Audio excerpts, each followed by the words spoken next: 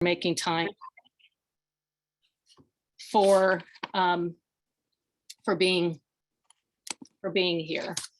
The agenda reads, welcome. There will be an introduction of panelists, and the board of the Southside Community Council has talked about this for a long time, and we did put together some recommendations and would like to share those with all of you. We have shared them with many that will be on the panel. We would like to hear from the panel with their current and future plans to curb the East Carson Street issues. I have ESC rather than ECS.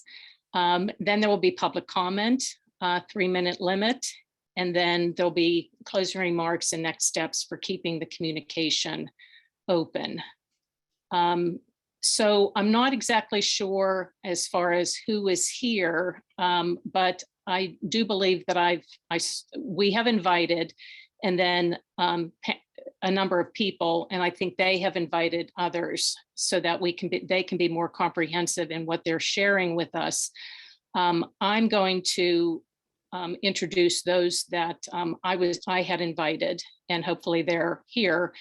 State Representatives Jessica Benham and Jake Wheatley, State Senator Jay Costa, Dan Gilman, who is Mayor Peduto's Chief of Staff, Bruce Kraus, the District 3 Councilman, Wendell Hisrich, Director of Public Safety,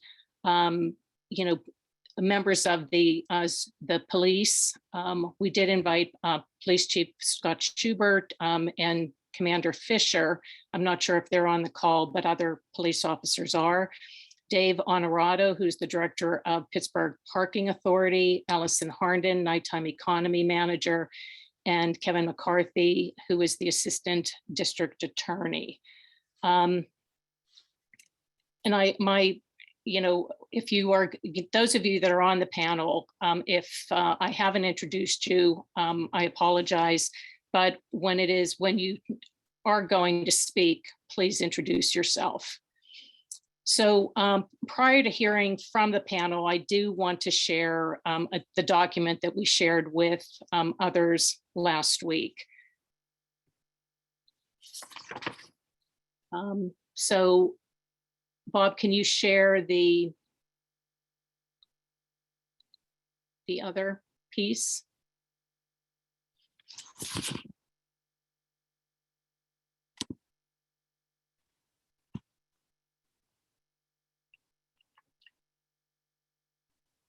A few people wrote that they can't hear. Is anyone else having trouble hearing?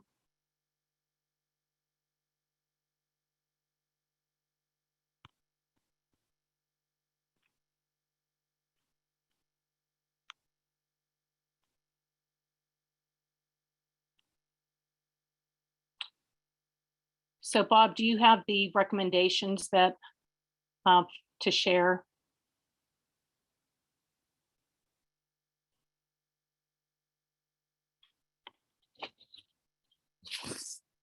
And I believe that there's one person who may be on the telephone, and so I may be reading.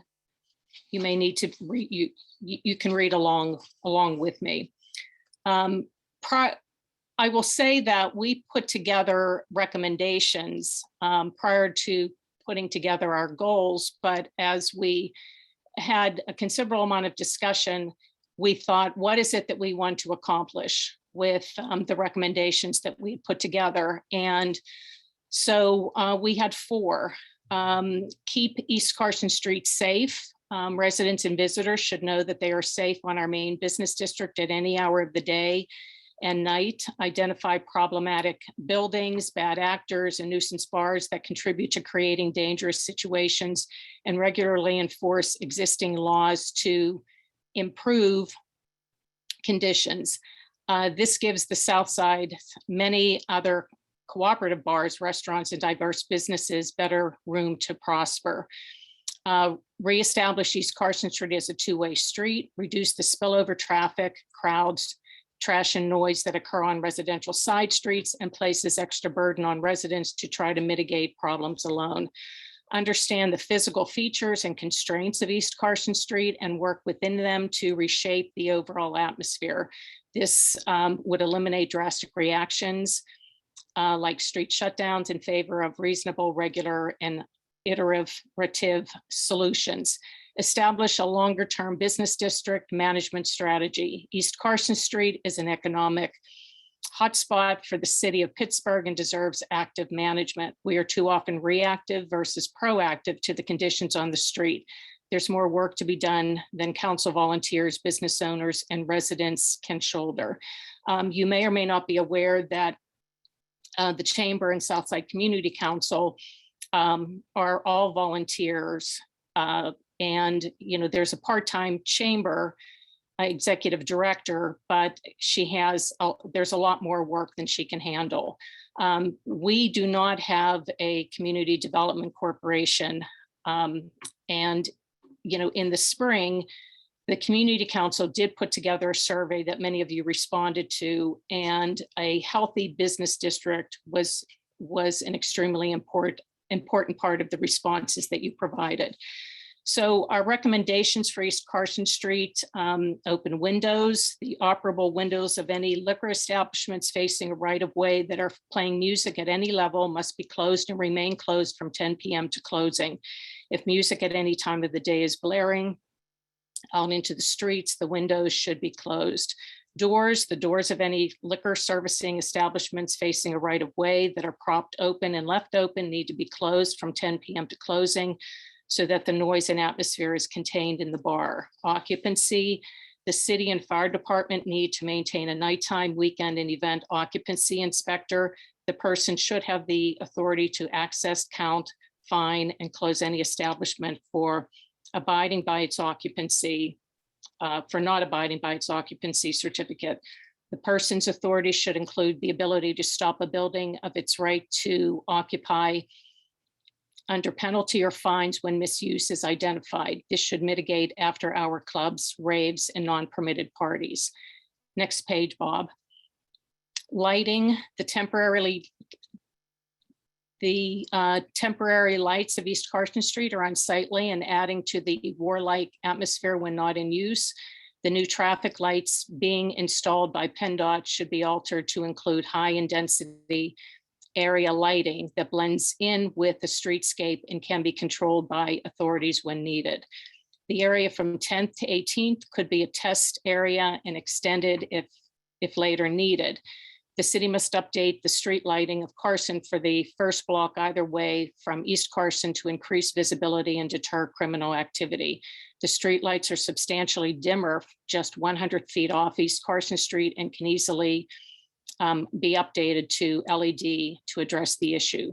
Parking, residential permit parking. Most of the residential streets off of East Carson have residential permit parking. There needs to be enforcement officers dedicated to these south side streets to curtail illegal parking every day and evening, especially on weekends.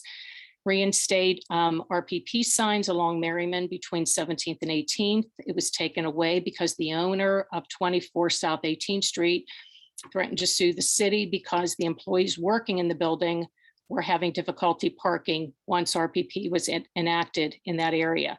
The city removed the signs. That owner no longer owns the building, and the business whose employees were having trouble parking has relocated to the High Line. Enforcement officers should also enforce other parking offenses: parking in crosswalk, blocking a driveway, parking in front of a fire hydrant, or parking too close to a corner. Currently, these violations are considered police matters. Private lots. The private lots on South Side need to be identified to determine if they're being used for partying before or after visiting East Carson Street. The owners would need to be contacted to see if they would be willing to close the lots. The public lots need to be monitored to prevent any partying before and after visiting East Carson Street. In addition, parking at Riverfront Park after dark needs to be curtailed. Queue lines, Foxtail, Mario's, Local, The Flats, Ben McCool, 12, and Carson City Saloon have queue lines in front of their businesses and often stretching further. These lines are a reason why people are forced into the road and traffic on East Carson. An observation of the line at the flats went along the front and then turned down the side streets to accommodate more people. This actually worked. Might the bars be asked to queue up their patrons on the side of their businesses and not in front? They all have a side street with ample room. And then we've noticed is that stores are opening up as BYOB party venues. And 2 addresses on East Carson Street have had parties with 100+ people in attendance. At one address, attendees were blocking the sidewalk and street, and music was heard for several blocks. Advance notice of one event allowed the information to be shared with the city, and it was prevented. The owner of the property was unaware that the space leased would be used for party venues. We also, as a community, need to understand what we can do to ensure that these pop-ups do not occur. So that is it for me and the Southside Community Council recommendations. Bruce, can I impose on you to, in a sense, be the to help with the panel?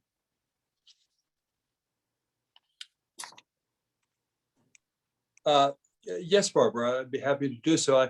I think to be respectful of Director Hisrich's time, I think it would be important to have Director Hisrich as well as his invited guest to be able to go first. So Director, would you like to take the floor, please? Yeah, thank you, Councilman, and good evening, everyone, and thank you for putting this together. I'm just going to do a quick opening remark here, and I ask that this meeting tries to maintain civility. I mean, our public safety personnel, especially the police, have been doing everything they can, and believe me, we're as frustrated as you are. This started, needless to say, after the pandemic ended and the bars opened up again. We started to see an influx of personnel. We reviewed literally hours of video occurring, plus remarks from officers that were on the scene. And it's progressively, I mean, it's no secret, it's progressively been worse week to week. I mean, how we have survived without a homicide thus far is just incredible. What happened last week, we came very close to the homicide with a critically injured individual, and of course the attack, the brutal attack that happened on Sunday night. I will say that you know, the decisions that were made had to be made quickly. You know, as far as lighting, we did not have time to basically put up permanent lighting. However, I strongly feel that your recommendation is well worthwhile as far as trying to replace the lighting, but we had to do what we had to do in a quick manner because of the threat that was there. I've been down several weekends. I know Chief Schubert has, I know Councilman Kraus, as well as Commander Fisher, who has basically lived in the flats for the last several weeks. What we're dealing with here is not only happening in Pittsburgh, but happening throughout the US with gun issues and with the end of the pandemic. But I have, over the last 2 weekends or 3 weekends, going down there with a crime scene where basically individuals are confronting police, asking for a fight or asking for a dispute, is just, it's beyond me. I've never really witnessed such disrespect towards law enforcement. We had to do the one-way street because of what we were fearing was going to happen for safety purposes. As you mentioned, when the bars close, there's literally several hundred to 1,000 individuals that go on the street, and trying to get an emergency vehicle in there is impossible. People were jumping on cars, and police were outnumbered to start with at the very beginning. We have added dozens of police officers. We are working the number as to the cost to the city on a daily basis, you know, being Thursday, Friday, Saturday night, and this coming weekend being a holiday weekend, it will include Sunday night as well. We've received help from the Liquor Control Enforcement. Thank you, Senator Costa, for your assistance in that. We've received assistance from PennDOT, assistance from the state police, who have been providing us 10 troopers every weekend. We are doing the best we can, and the recommendations that you presented as far as private lots being blocked, et cetera, I mean, we're trying to do it as quickly as we can. However, it does take time to reach out to private owners and ask them for their assistance. Occupancy, as well as actual crimes and violations that happen in what we will consider the potentially troublesome facilities, are nil. Believe it or not, they are following the laws, and almost all the violence is not occurring within the facilities themselves, within the bars themselves. They're occurring outside the bars, which makes life very difficult for us in trying to, as you would want, shut them down. We have put undercover agents in there from LCE, from Pittsburgh Police, and we've checked occupancy, and they are within the code when we go in. That's not to say there are other small locations that are outside, but we are doing checks. We do have undercover officers checking, both individually and as a group going in there. And it's very difficult to try to shut a business down without the violation. As far as queuing, actually Foxtail came to us, asked if they could use the side street to queue the individuals, trying to get into the bar. We allowed them to do it for several weeks. That allowed the sidewalk to be open. However, the problem is not at the beginning. It's at 2 o'clock when the bars let out, between 2 and 4. As I've said before, I went down there, and it's a different scene at 2 o'clock after the bars close after last call than it is at 8 and 9 o'clock. Like I said, the attack that happened on Sunday night, it was kind of it was abnormal to happen that early. However, there's still no excuse for it.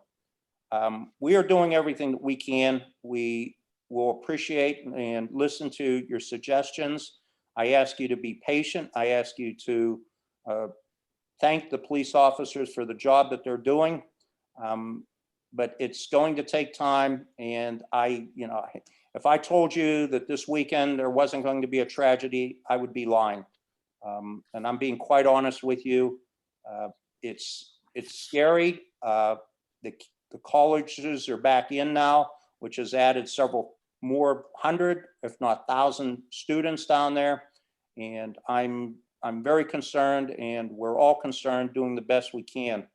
And I don't know if Chief Schubert, if you will allow, I don't know if Chief Schubert's on there. I am, Director. Yeah, I'm going to keep mine very brief, but and I don't want to repeat a lot of the things you've said. But thank you all for coming together tonight. Thank you for how many people are on this call. And I know you had to switch it so more people could join. But we love the South Side. I mean, it's a unique place. It's beautiful homes, beautiful businesses, and there's a lot that's been going on. I can't think in the past 28 years that I've been with the Pittsburgh Police that I've seen it at this level. We've had problems in the past, but things that are happening on Carson Street, and more importantly, things that are happening on the side streets where the residential area is, and the shootings, that's very concerning to us. We're putting a lot of resources, as the director said.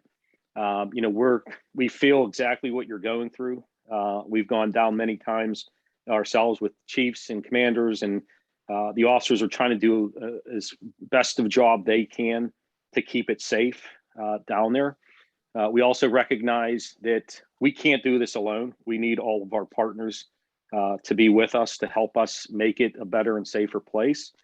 And having you as a part of this, hearing from you, helps us, look at things maybe that we're not seeing, and helps us with ideas of how to do things better. So we appreciate that. We appreciate the document you provided. And for me, I'm more looking to hear your comments to see what we can do.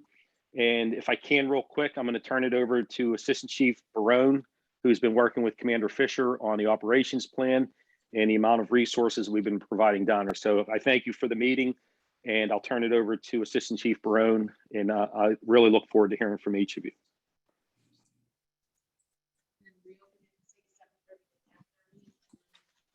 Hello all. Yes, can you hear me? Yes. Yes. Okay.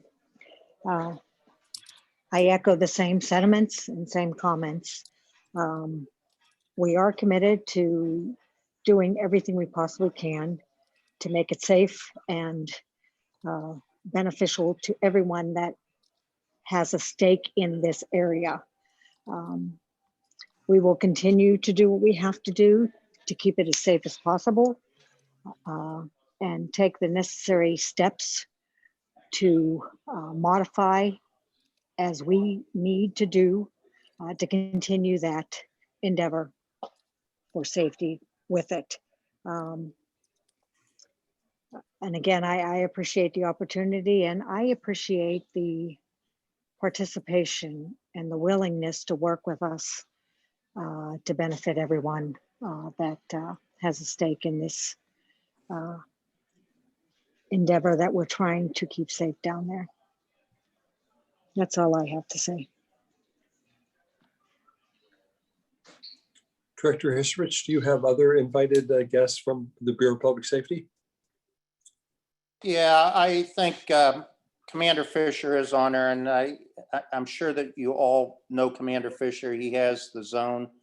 And I just want to say, you know, someone did text me as far as the temporary lighting. We are trying to work with our Department of Mobility and PennDOT to try to eliminate that as quickly as possible. But I'll turn it over to Commander Fisher and for some remarks here, and we'll go from there. Commander? Yeah, I'm on. Can you hear me? Yes, sir. Okay, good evening to everybody. Thank you for having us. Just a few things I wanted to note. What we're doing is a work in progress, as the chiefs and the director pointed out. You know, it may not necessarily look the same next year at this time as we continue to tweak it as it goes along. So I ask for your patience. But as the director noted, we had to do something. We had to do something sooner than later to try to get our arms around this situation down there. It's not a panacea for what's been a longstanding problem down there and what's grown worse over the years. It's gotten to the point where it's taking up about 80% of my time as a zone commander, but we're going to continue to stay with it. As I said before, our manpower in any given police station in the city of Pittsburgh on any given shift, you've got about 20 to 24 officers working in that particular station, including Zone 3. For the south side, beyond Zone 3, in a 10-block area, I have 30 plus officers down there on Friday and Saturday nights, including state police, LCE, motorcycle officers, undercovers. So there's a lot of manpower and a lot of effort being put towards this. So that's all that I'm gonna end with that. The only other thing I will tell you is I'm sure by now most of you are familiar with the attack that occurred down there Sunday night, and the officers were there very fast. They made 2 arrests very quickly. They're currently awaiting state charges, and I met with the deputy chief and Chief Barone this afternoon and informed them that I'm looking at other options to pursue charges against the attackers from other agencies as well. So we're not going to let that go, and we take that very seriously. But that's all that I have, and I will stop there.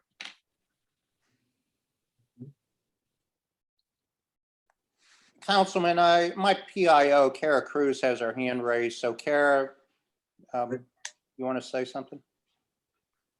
Hello, everyone. Good evening. Thanks for joining. I don't know if you can see me. I can't see myself. So if you can hear me, hopefully.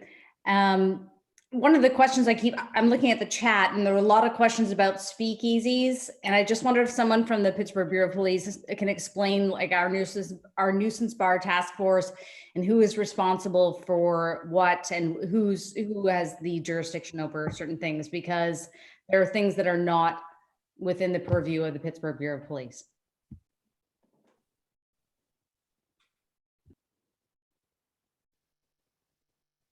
Yeah, go ahead. Whoever wants to answer that.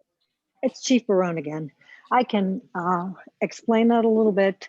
The nuisance bar task force works with a number of other entities, liquor control board, liquor control enforcement, the DA's office, the state, and we look at very similar to nuisance properties, those businesses that create problems for an area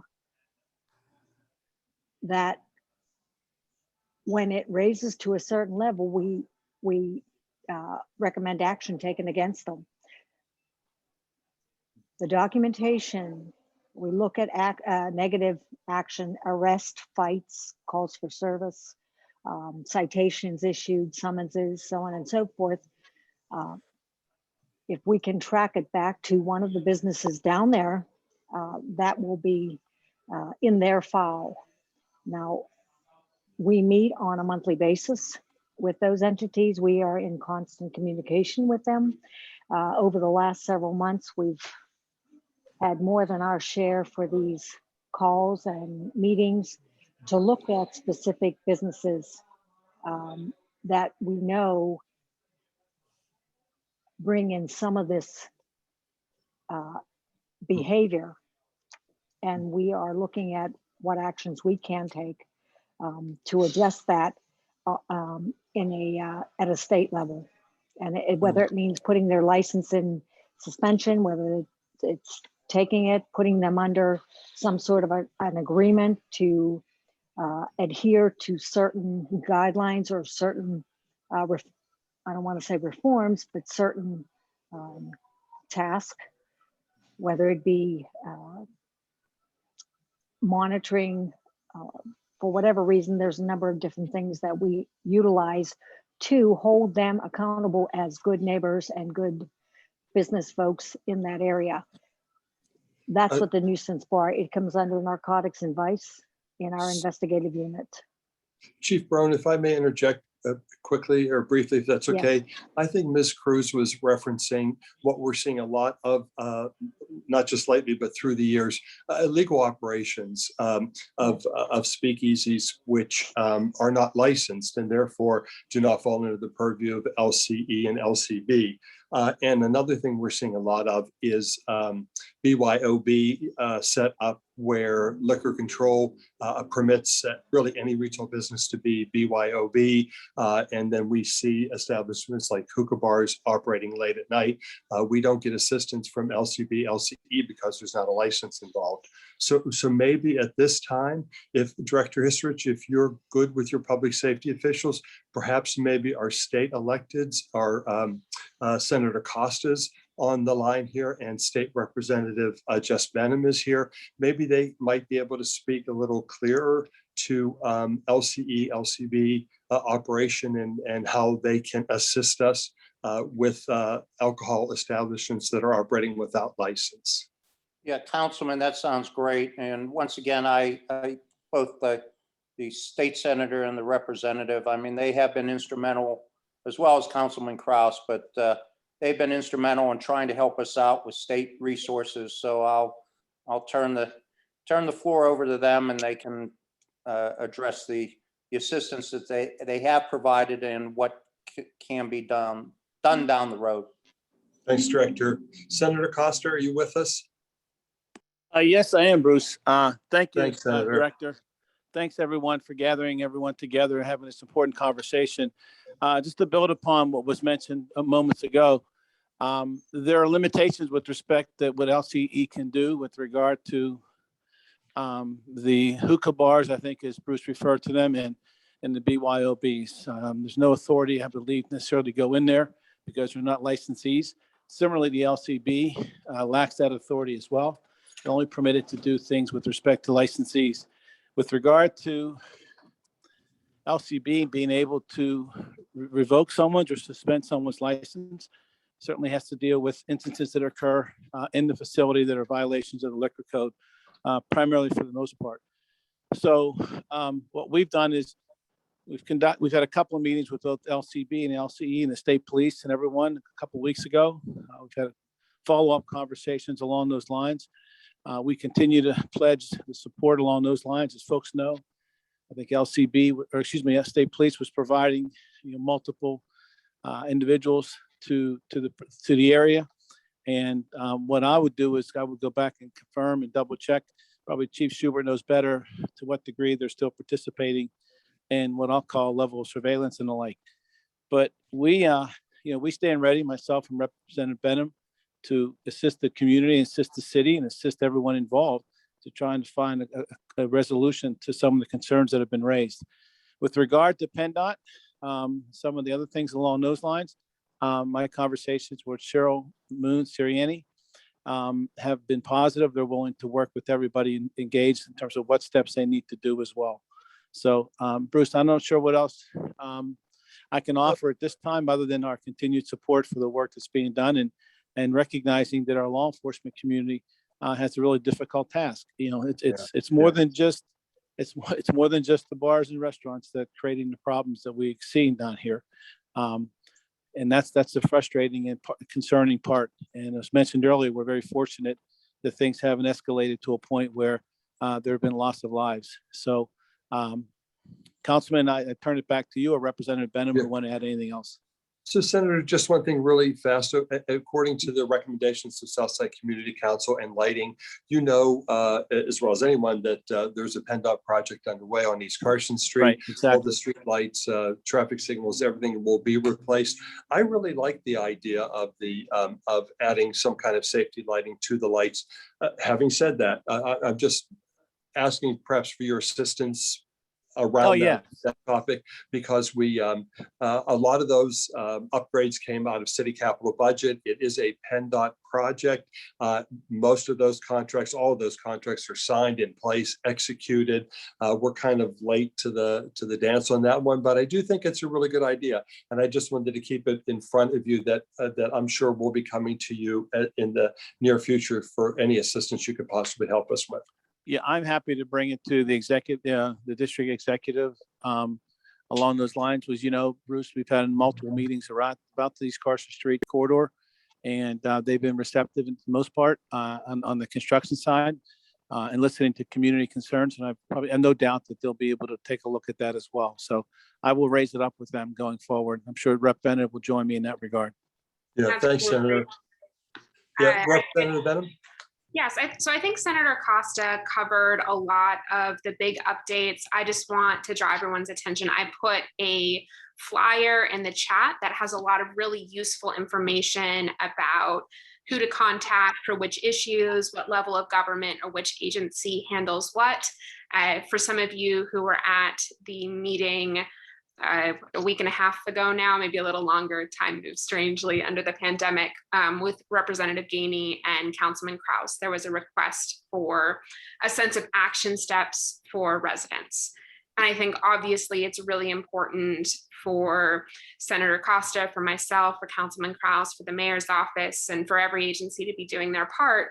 But I also think it's important to empower you all with information and resources. So that flyer that I've dropped in the chat is kind of an initial outline of some things. We're working on a much more detailed brochure with an overwhelming amount of information, but that's taking a little bit longer to go through our legal department. And that'll have a bit more information about some of those more specific things like speakeasies, like BYOB establishments, those sorts of things. So, you know, look for that forthcoming from my office soon. And I just can't emphasize enough, and I think both Senator Costa and I are here, that we will do literally anything that we can on the state level to address that problem.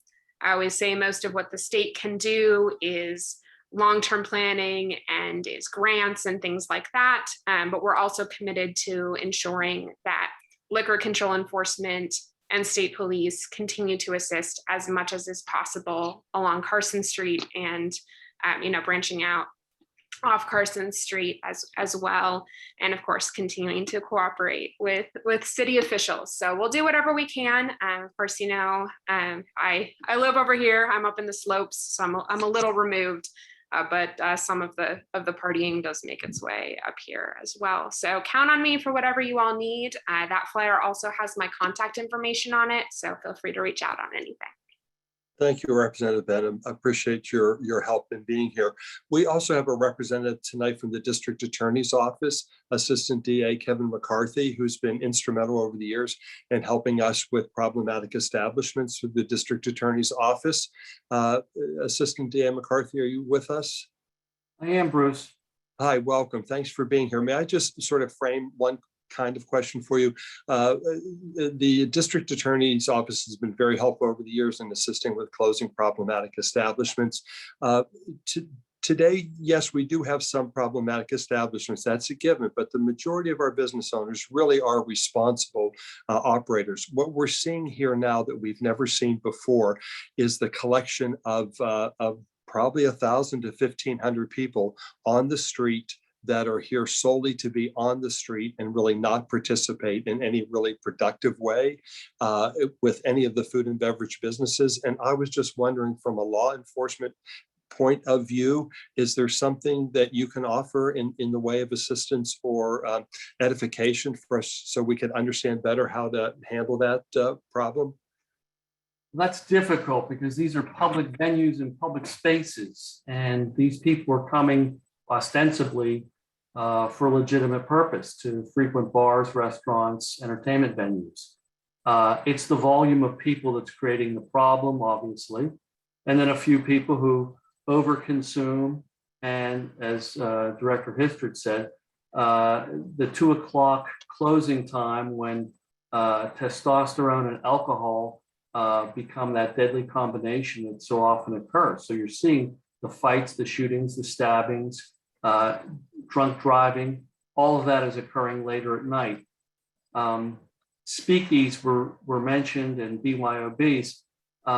This has become a real problem since the shutdown began a year ago with the pandemic. We had several places that we finally were able to shut down up on Allentown, which were actually done through the health department. But that emergency power has passed, and now we're dealing with just these pop-up bars because many people realize they can make a lot of money this way. So it's a problem which we have to deal with as a community. We have to be proactive in the sense that when people advertise these places and these events through social media, you have to direct that to law enforcement so they're aware of it. They have a lot of intelligence gathering systems in place, but they don't catch everything. So it's helpful that if you call the zone and let them know this is what you found, if you forward it to Councilman Krause's office, he can forward it. That's helpful. There is no specific law we can rely on. Unfortunately, the efforts that are being taken to limit the crowds, keep the pedestrian traffic ways open, ingress, egress, that's the most we can do right now. And they're doing everything they can. And more manpower is helpful, but it's just such a large problem at certain events. Now, speaking of events, we have the St. Patrick's Day, halfway to St. Patrick's Day parade coming.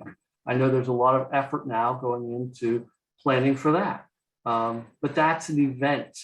These are problems that are arising on a weekly basis, and there is no single solution to it. I'm sorry. I wish there were. It's good to hear that the state legislators are working on new laws that will assist with BYOBs and bottle clubs.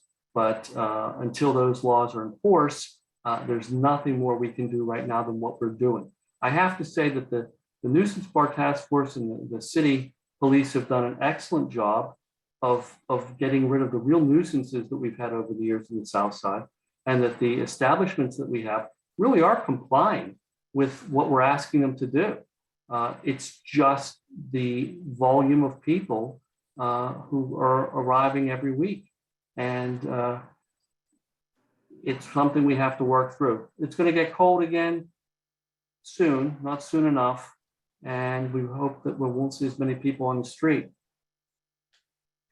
So I would like to recognize Assistant District Attorney Kevin McCarthy for his assistance throughout the pandemic. We had a number of illegal operations spring up throughout the council district, and Assistant District Attorney McCarthy was instrumental in assisting us, along with Willie McCain and the health department, in being able to shutter any number of those. And of course, our law enforcement from Director Hisrich all the way down. So thank you for being here. I do know that we have representatives, so thank you, Kevin, for being here. I know we have representatives from the mayor's office here as well too. I'm not sure if it's Chief Gilman that is here or if it is Hirsch. Are you here? Council President, I'm here. Hi, Hi, how are you? Assistant Chief of Staff, Lindsay Powell. Thank you for being here. No, of course. Good evening, everyone. And I just want to echo the concerns and points that our Bureau has made, as well as the councilmen and our state elected officials. It's been obviously an increasingly dangerous time in the South Side, and we've been working with all the officials named to ensure that we are able to maintain safety for residents and for those visiting the South Side, and that we're trying to use as many innovative as well as violence prevention methods and measures to ensure, again, that everyone can be safe. And so I'm here, as well as some other representatives from the mayor's office, to ensure that whatever is decided here, other things that we'd like to explore, that there is a team able to swiftly implement. So thank you all for your time this evening. And just want to, again, reiterate what's been said before, that we are absolutely trying to ensure that everybody is safe going forward, and that we can swiftly implement any policies, practices, or programs that come to rise this evening.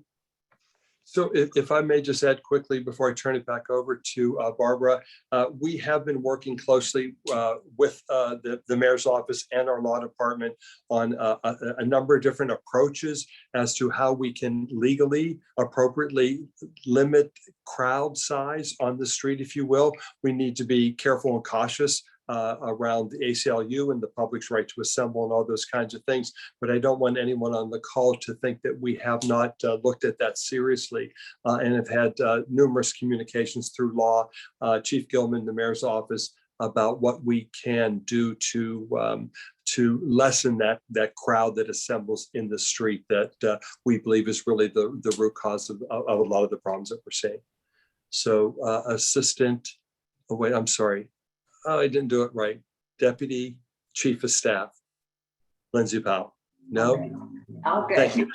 Thank you. So Barbara, I think that is all of the invited guests. If there's anyone that I missed, please speak now. And if I got everyone, then Barbara, can I turn it back to you, please? Yes. Thank you. You know, what we, before we go to comments, from attendees, there was one comment in the chat about the recommendations from the Southside Community Council and about, how they can curb violent crime. They don't necessarily, they weren't intended to,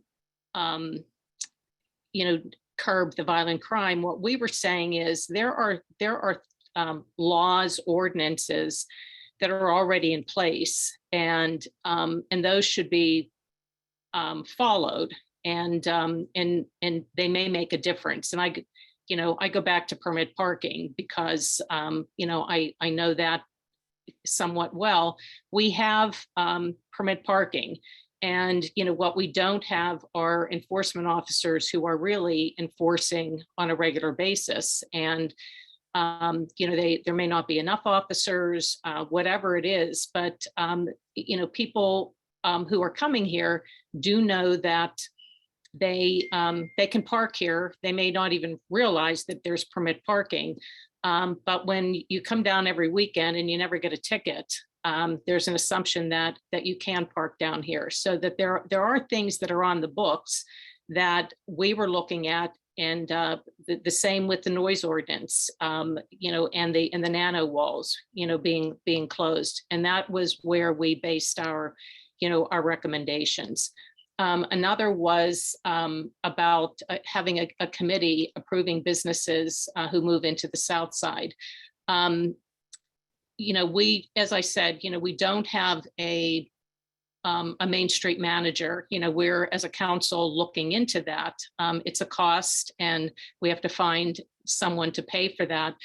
But, property owners can, at this point, rent to whomever they want. There's no one, and I don't believe anywhere, would there be a committee to approve a business coming in. Many of the property owners, they need to pay their mortgage. And, so if a business comes in and is willing to pay the rent, they occupy the space. What we are trying to do is to really develop a relationship, I think, I would say, with the property owners. And for many of them, they're not connected necessarily to Southside, so they don't have an understanding of it being a historic district. They don't have an understanding of what necessarily is going on. And so if we can begin a dialogue with them, we may be able to bring businesses in that would be more diverse and more healthy. What we're experiencing now, though, is do business will with the way East Carson Street is right now. Even if we had a Main Street manager, are we in a position to encourage people to bring their businesses down here? And so it's a long-term effort, but I can say that I've been on the community council for about 7 years, 8 years. I've been the president for 5 or 6. And it is something that we really do. We have been meeting with, foundations and with the city and others, because we do realize how important having someone manage the Main Street is. So, it's something that we are working on. Barbara, my bad. Director Honorado is on the call and I failed to introduce him. If you'd like him to speak to the permit parking issues. Sure. Great. Director Honorado, thank you. I apologize for missing you. No problem. Thanks, Councilman. And I'll echo Public Safety Director's comments too, and appreciate everyone getting together. And we do realize there's issues and concerns down there that need to be addressed. To address the RPP permit parking, you're correct in that it's twofold. That since the pandemic, we're back in full force at the authority.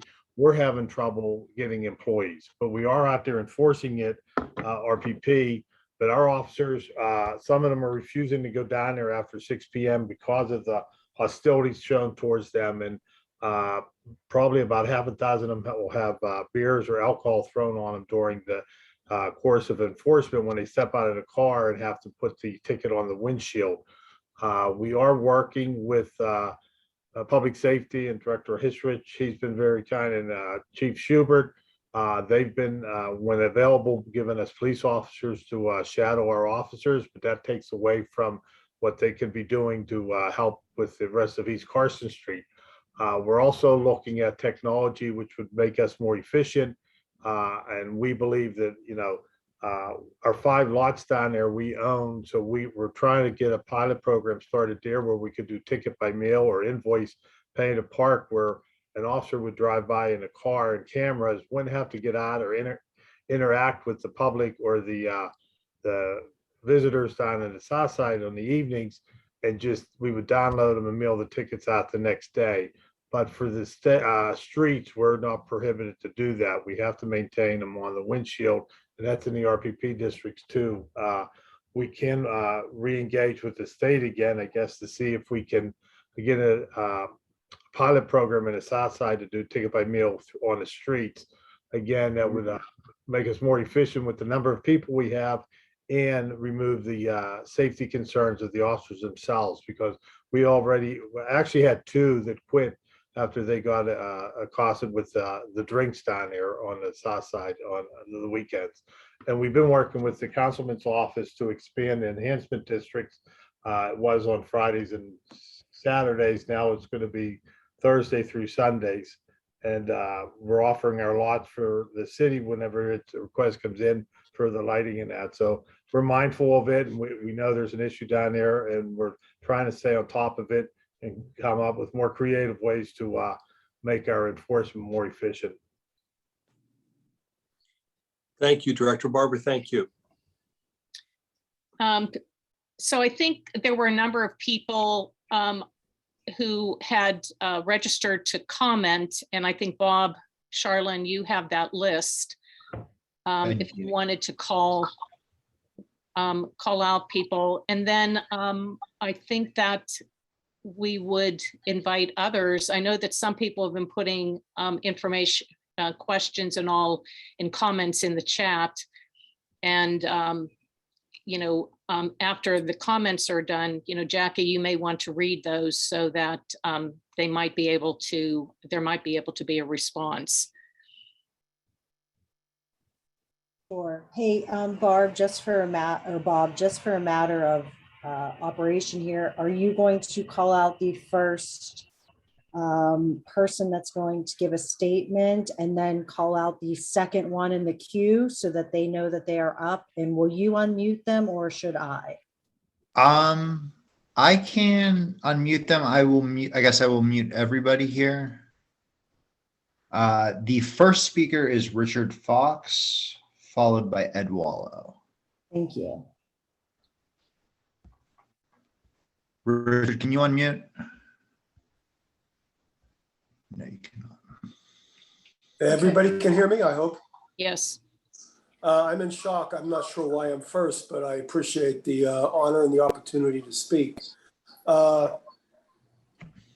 We've lived on the South, Roberta's lived on the South Side since the early 80s. I moved into the South Side in 2000.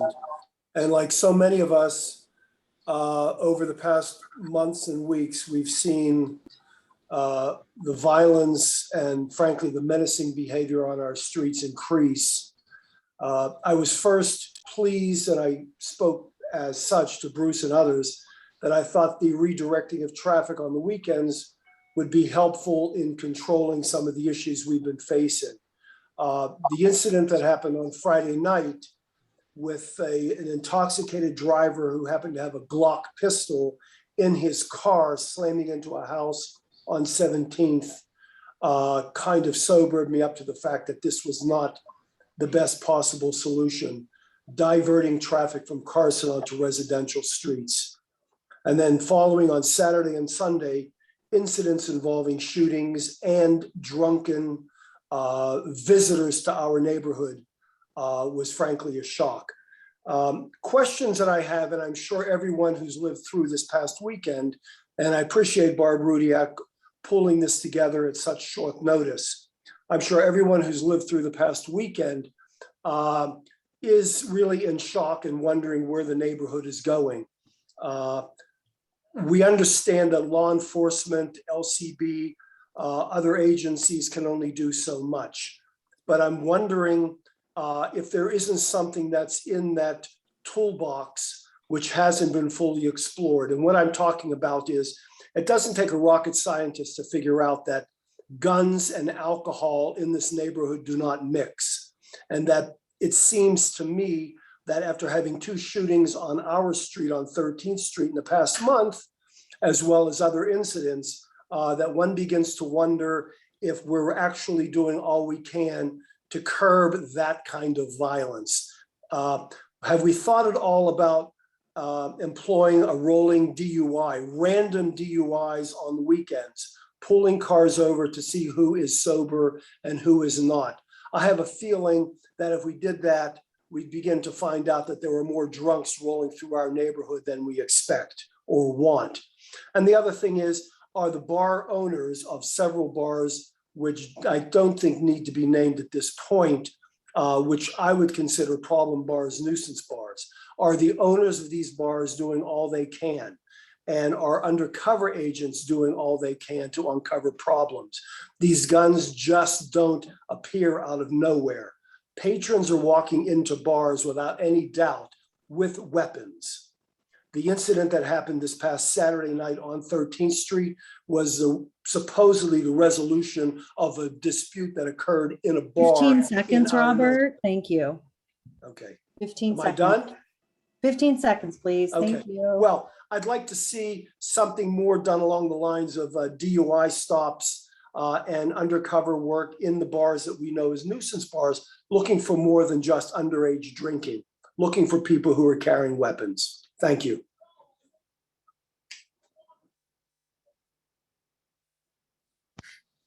Thank you, Richard. And the next speaker is Ed Wallow, and following that will be Tom Ryan. Okay, can everybody hear me? Yes, Hopefully. yes. Thank you, Bob. Also, I want to echo what Richard has said about thanking Southside Community Council and everybody who has joined in on this evening meeting. I guess my take on this whole thing is I would like to be positive, but I'm pretty much disheartened by what I hear because in summary, it's the South Side is the same, but much, much worse. When I hear that city officials and officers are afraid to come to the South Side, you can just imagine what residents feel like here. When we're almost getting to be a fortress mentality. And I do appreciate all the comments that have been made about the bar owners and long-term planning and everything.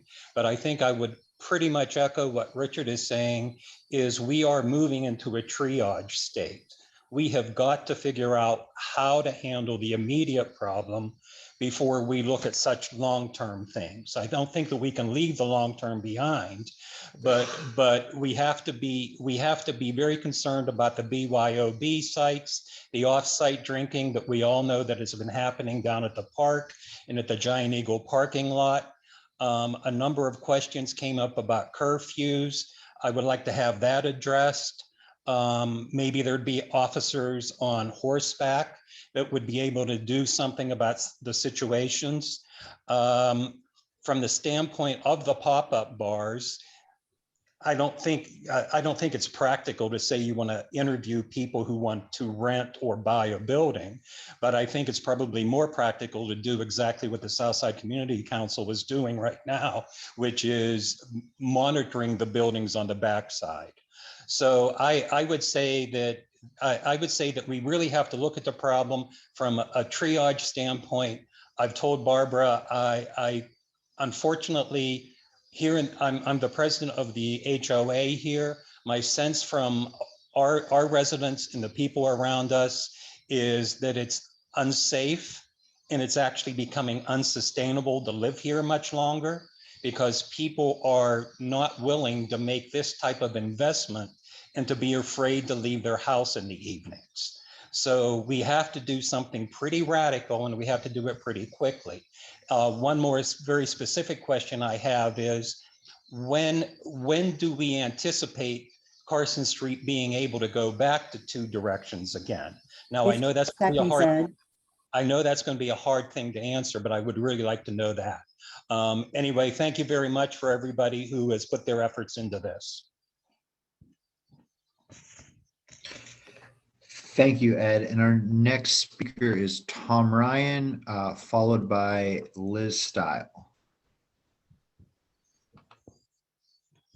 Good evening, everyone. I'm Tom Ryan. I live down on South Shore Court. And I'm very interested in what everyone has to say tonight because it's a very complex issue and I didn't realize how complex it is. But my focus of the analysis is, it appears to me that the police are our enforcement vehicle. That's what we pay our taxes to do. We have laws and the enforcement arm is the police.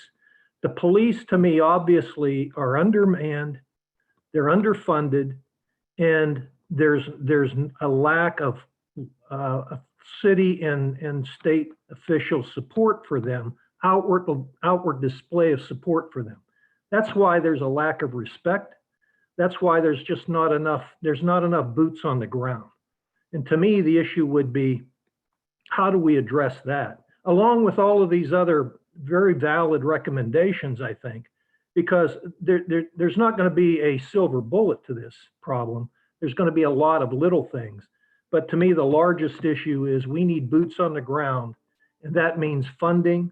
And where's that money coming from? Because our taxes that we're paying, my earned income tax, my real estate tax here in the city, far exceed the others in other communities. So we're paying in enough. We got to get services back that are valuable, because I agree with Ed. It is approaching a point where my relatives are asking me, why am I living here? Because of the danger that they hear every couple of days. And it's getting to be, that's not a good reputation for us to maintain. So I have, with that, I'm going to close and thank everyone for their comments. I find it very useful. Take care. Have a good night. Thank you. Hi. My comments to point to boots on the ground, if you will, officers on Carson Street. I've worked very closely with the police, and I think, yes, our officers do have the support. And I think there are the people who are making the decisions for staffing on Carson Street, are doing a good job. But my concern is that in terms of the officers that work on the weekends, some of them are from Zone 3, some of them are not, and that's okay. But I wonder about their supervision and the sergeant in charge of the unit. My understanding is that that's not a permanent position, and I would wonder why that's the case. What's keeping someone from being assigned that as a permanent position, so that that's someone who knows what goes on Carson Street, is familiar with it, and can work more easily and supervise more easily the officers that do work that special unit. And what are those things that are obstructing naming someone in a permanent position, and how is it that those can be alleviated? So real quick, this is Chief Schubert, because there's a lot of comments being made, and I don't know if Ian's want answers right now, or if we're taking notes and respond back to all of these questions for sake of taking up time, but it's going from one person to the other. So if somebody can give us clarification of what the group would like. I think if you haven't, I think some of the comments may be ones that you need to take back and think about. But if you have answers to others, I think it would be worthwhile to answer them. So thanks for asking for clarification. Barbara, may I just jump in for 30 seconds? Ed brought up the Giant Eagle parking lot. I want to thank Corporate Giant Eagle along with Penn Commercial. We met numerous times about the things that were occurring in the lot. I'm happy to announce that for about the last 3 weekends now, the lot has been closed.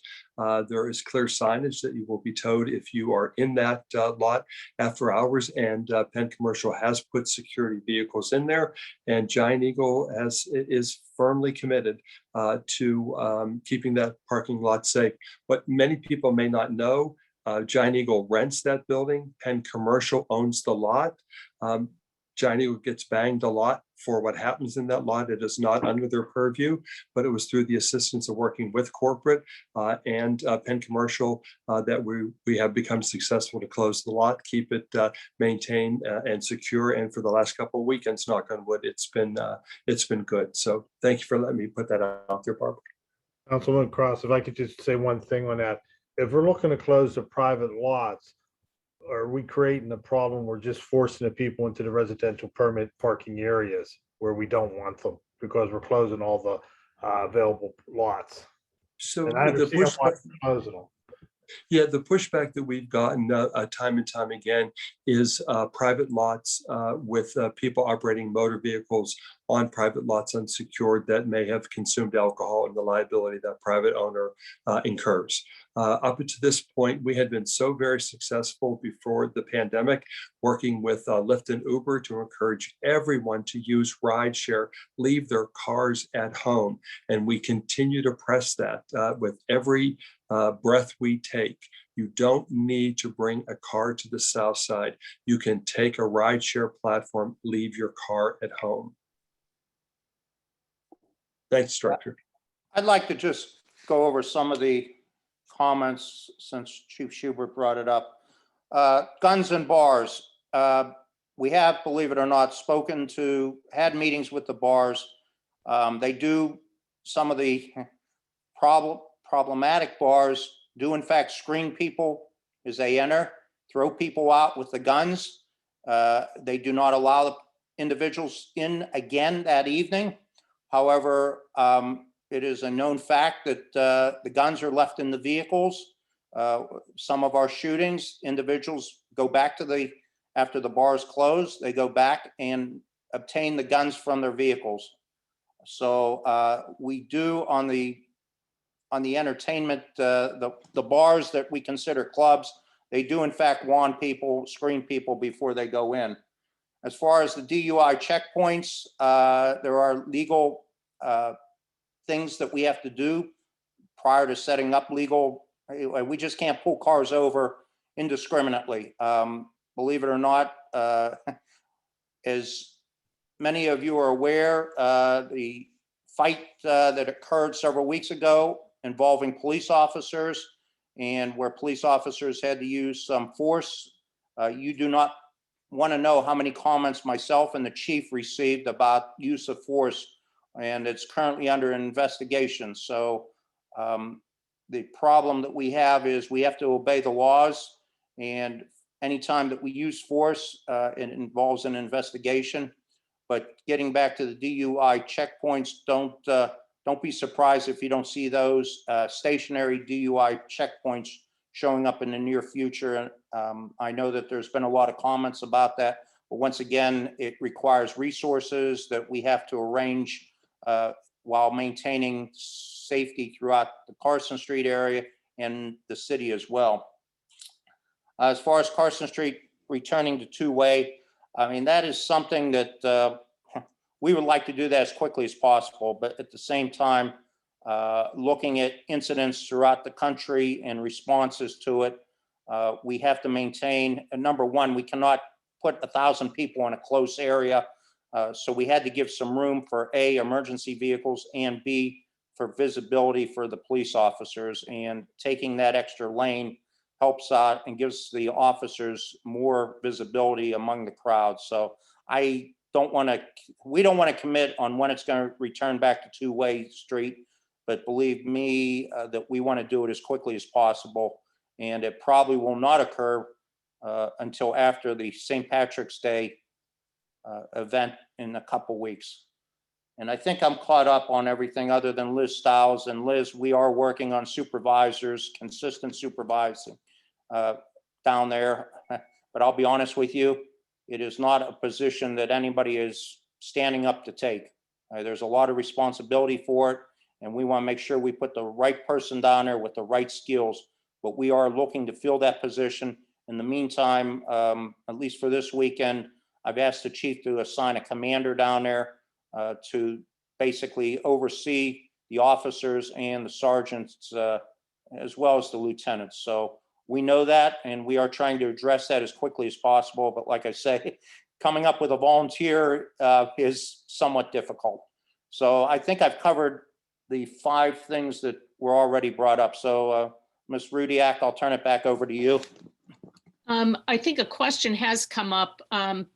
You know, there's a great concern about St. Patrick's Day. We know that people do come from the parade down to Southside, and we just, you know, there's a significant concern for everyone's safety.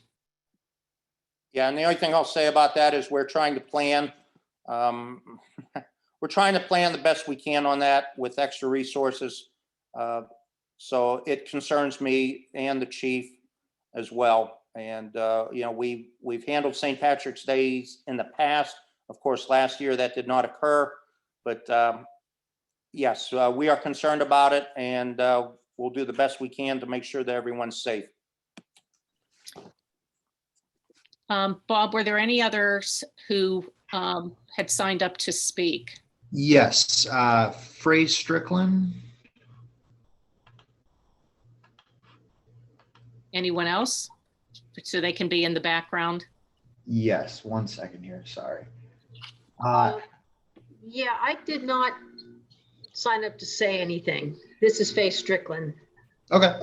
Although I will comment,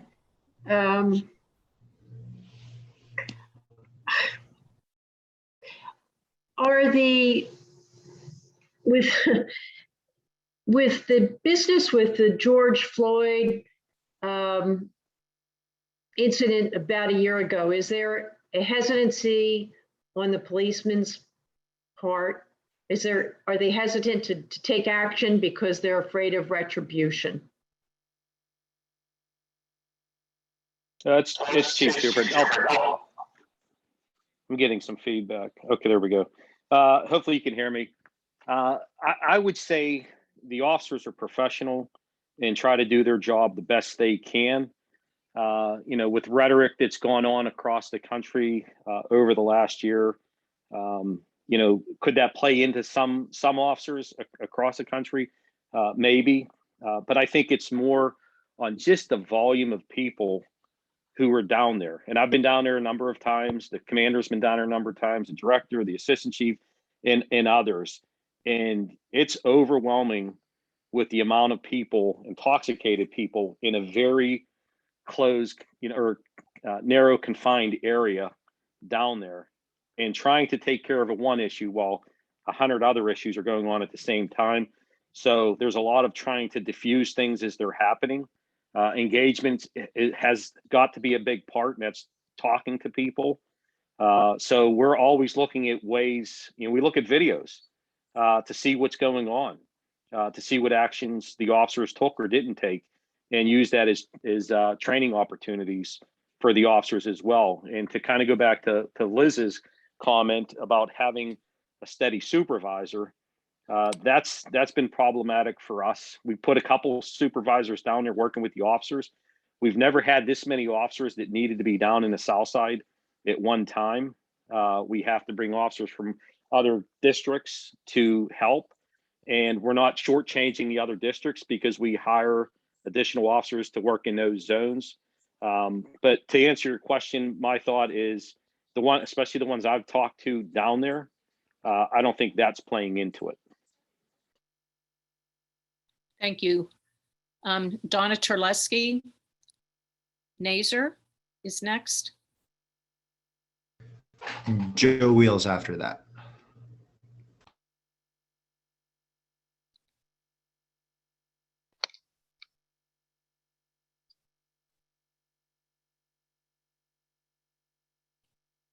Donna, are you here?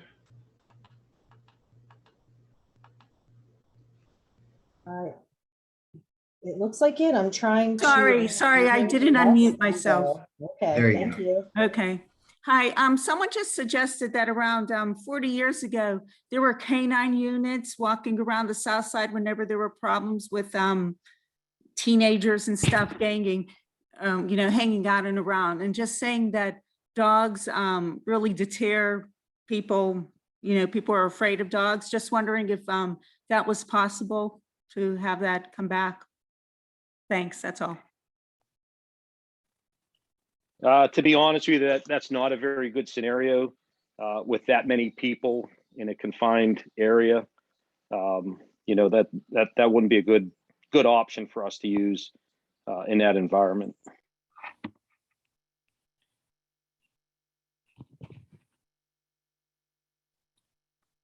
So I think, Joe, you're next. Yeah, I basically echo most of what was said by the other speakers who are, you know, residents of the South Side. I would like to know how, as residents, we can get more information about the incidents that have occurred. Because obviously we know they've involved guns and alcohol. We know that the most recent shooting at 13th Street was two guys who had a fight at a bar and then finished it up out on the street, but nobody is saying what bar that was. And if there are fights at bars, are the business owners actually going to report that when they know that reporting it is going to create, info that can be used against them to declare them a nuisance bar? And we have a lot of people walking the streets who are visibly intoxicated. Where did they get so visibly intoxicated? I mean, if the bars are serving them that they're that intoxicated, then how can the undercover people in the LCB saying that the bar owners are actually following the rules? They should have cut those people off a long time ago. And I agree with that we should have the DUI checkpoints just like they do where everybody gets stopped in a car. But is it feasible to have a DUI checkpoint for people who are pedestrians before they even get into a car? And as far as the bar owners wanting people, certain bar owners do, and when they find that they're a gun, they don't let them in. But are they letting the police officers or are letting any law enforcement know that these particular individuals have a gun? So they just get to walk away and put it in their car and then go to another club, or just walk away with their gun and go to a club that doesn't check. That's it.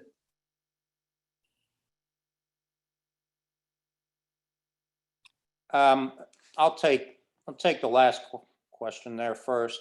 I won't, believe it or not, in this day and age, actually people show up at the bar with a gun and they actually have a concealed permit to carry the gun. And of course the bar does not, doesn't allow them in, but the gun is actually legal and they are permitted to have concealed permits. We've been finding that is happening more and more. As far as reporting to us, I won't get into specifics or intel gathering, but I will say that there is information that does flow back to us. And once again, I'm not on a recorded with 135 people. I will not get into intelligence gathering that we do.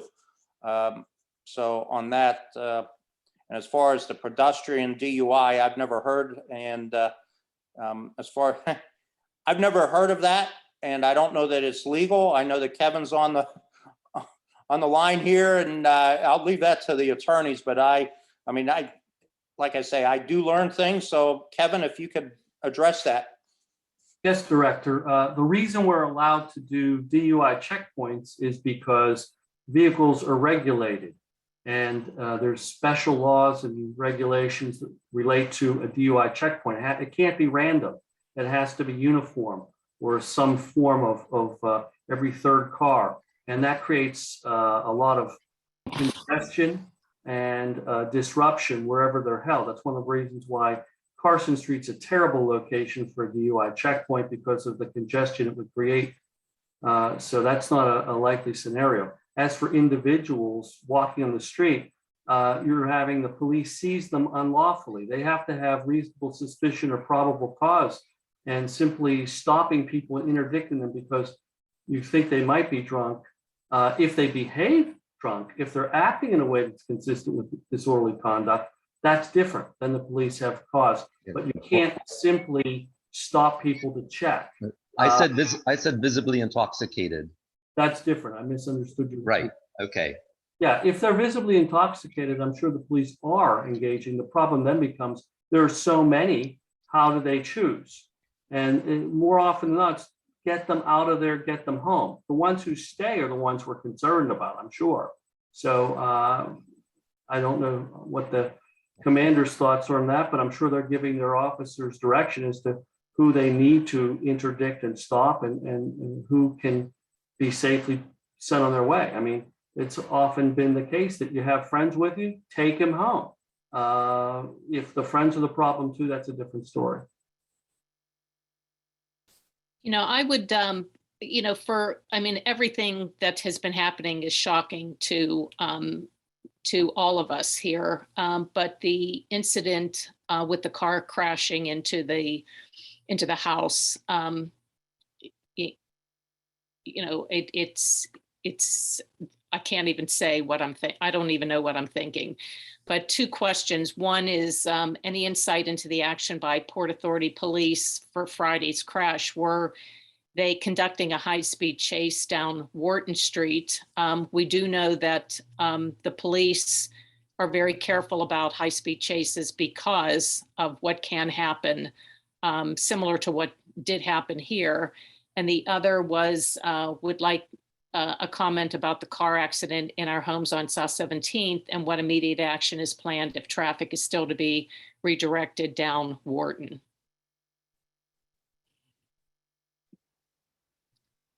Commander Fisher probably has the best knowledge of that. However, I will say that the investigation and the arrest was done by Port Authority.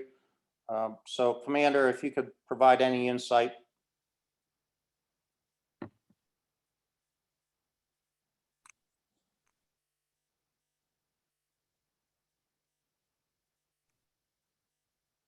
Commander, you're muted.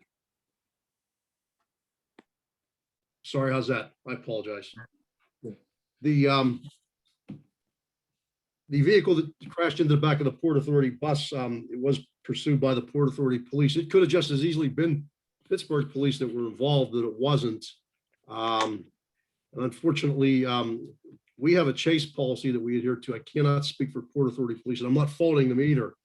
I think they did what they thought they had to do, but the last thing I think anybody would have wanted to happen is the vehicle crashes into a home. That's one of the problems we get. We have intoxicated drivers down there. And the vast majority of people that are down there are intoxicated to one level or another. So, and with regards to, as the assistant district attorney said about intoxicated people on the street, we do encounter them.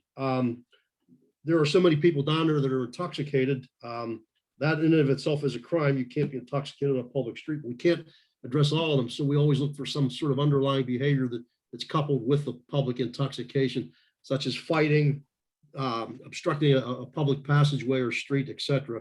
And then we attempt to address that. So I don't know if that answers your questions adequately, but. May I just jump in there for a quick moment, please? I'm not discounting that there are certain establishments that don't abide by their contractual obligations and overserve, but a lot, I think what we're seeing is people that have preloaded significantly even before coming to the street.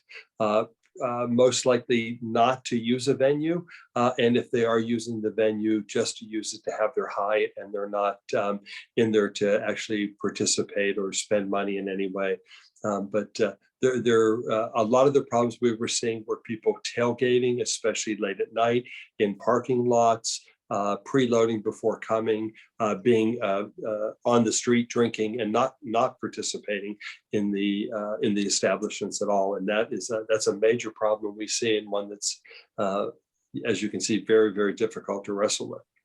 Hey, Bruce, I'd like to add with that too, as you bring up a good point, and that's one of the reasons why we took the parking from 18th to 17th on both sides, because we knew and we saw what you just said was that people were parking on both sides of those streets there. They weren't going into the bars. They were partying out of the trunks of their cars, but hanging out, listening to music and socializing. In essence, they turned the sidewalk into their own private bar. So that was one of the reasons that we took the parking in that block in front of Cosmos and those other establishments. And those businesses actually come out and said it was very helpful. It got rid of a lot of undesirable people that were just hanging out there, causing problems, and they weren't frequenting the bar. And a resident who lives probably may live next door to the house that now had a car run into it, had suggested when she sent in her RSVP, her RSVP, a suggestion was having some sort of barrier system between the homes in the intersection of South 17th and Wharton. And we did forward that to Bruce's office. And, hopefully that will be taken into consideration. I think that, I always thought that the worst thing that could happen with those houses is lights from the cars turning left or right, going into the home. Never thinking that a car would end up in the house. So I don't know if Bruce, you wanted to say anything about that. Not at this point in time, but we, we're happy that you sent it in, and I did get to speak to the owners of the property. They could not have been kinder or more. They could not have been kinder. We have been inundated with calls over the last 10, 12 days. And that was one of the nicest calls that I took. It was through text message, but it was incredibly kind. We offered support, anything that we can do to assist with permits, inspections, anything that would get them up and running and back in their home as quickly as possible. And she could not have been nicer or kinder. It was a pleasure to speak with her. Okay, getting back to our speakers, Marcia Benson, then Don Berman, and Carlos Ainsworth.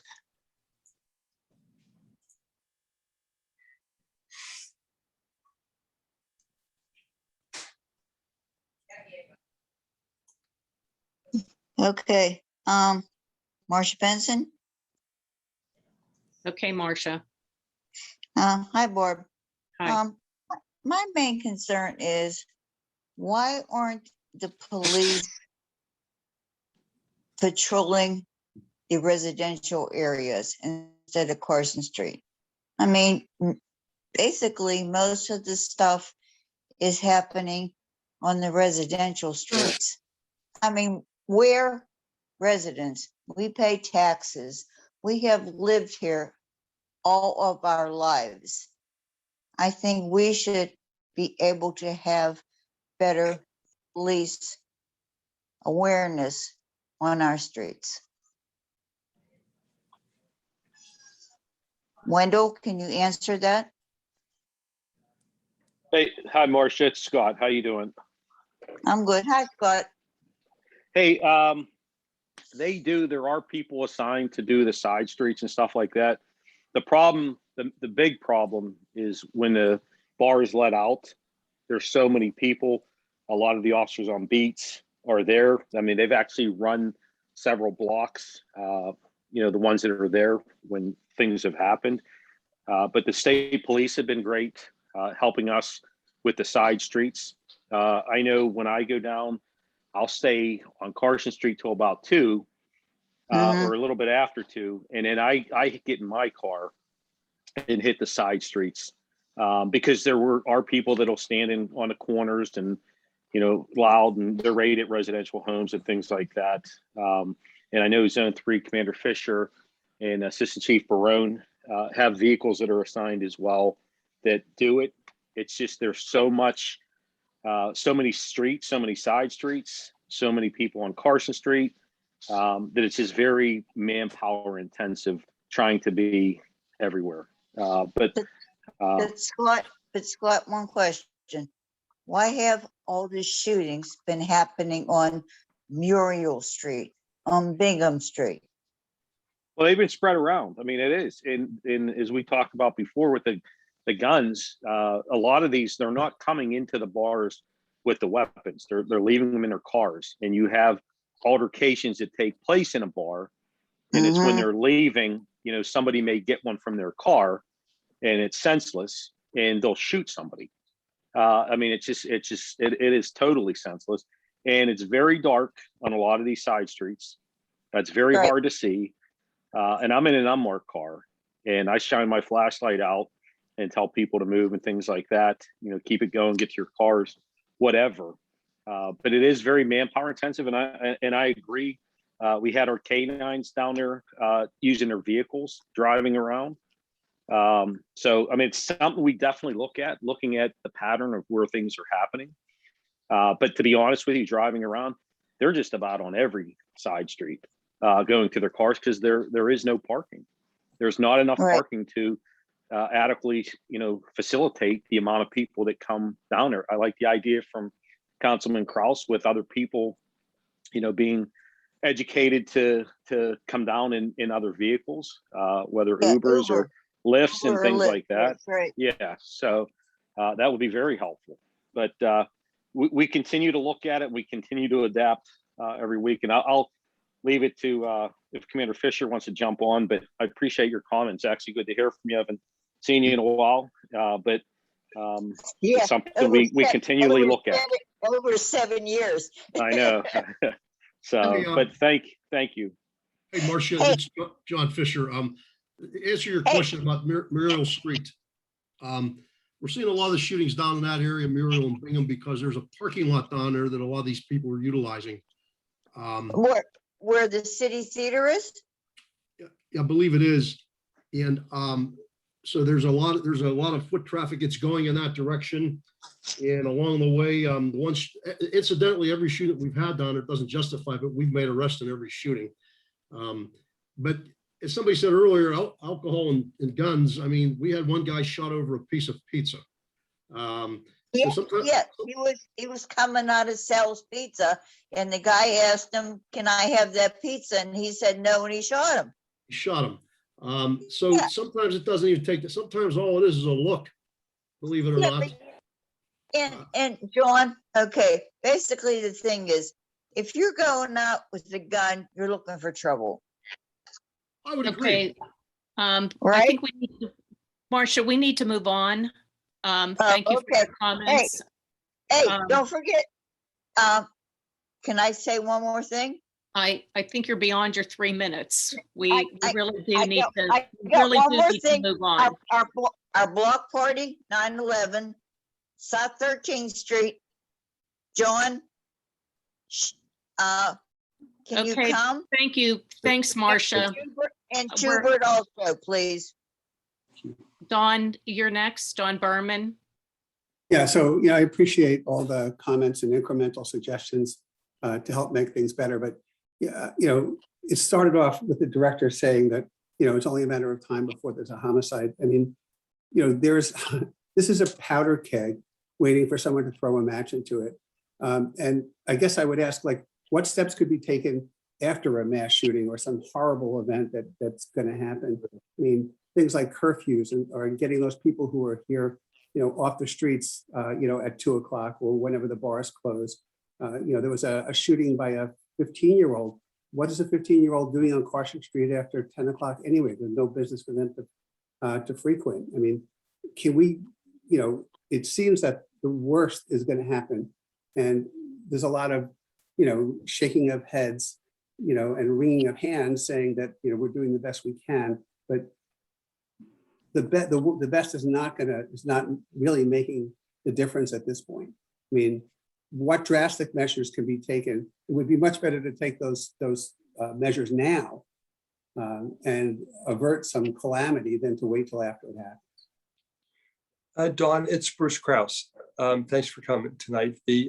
One of the things I referenced very early on when I was speaking with Deputy Chief of Staff Lindsay Powell, one of the considerations under law right now is a different kind of a curfew. There is a curfew law that is in place, but I've been working with the law department to understand the possibility of a curfew as it relates to an established alcohol service area and what that might look like if an area could be clearly defined as a 21 and over area, that you have to be 21 to be in that area.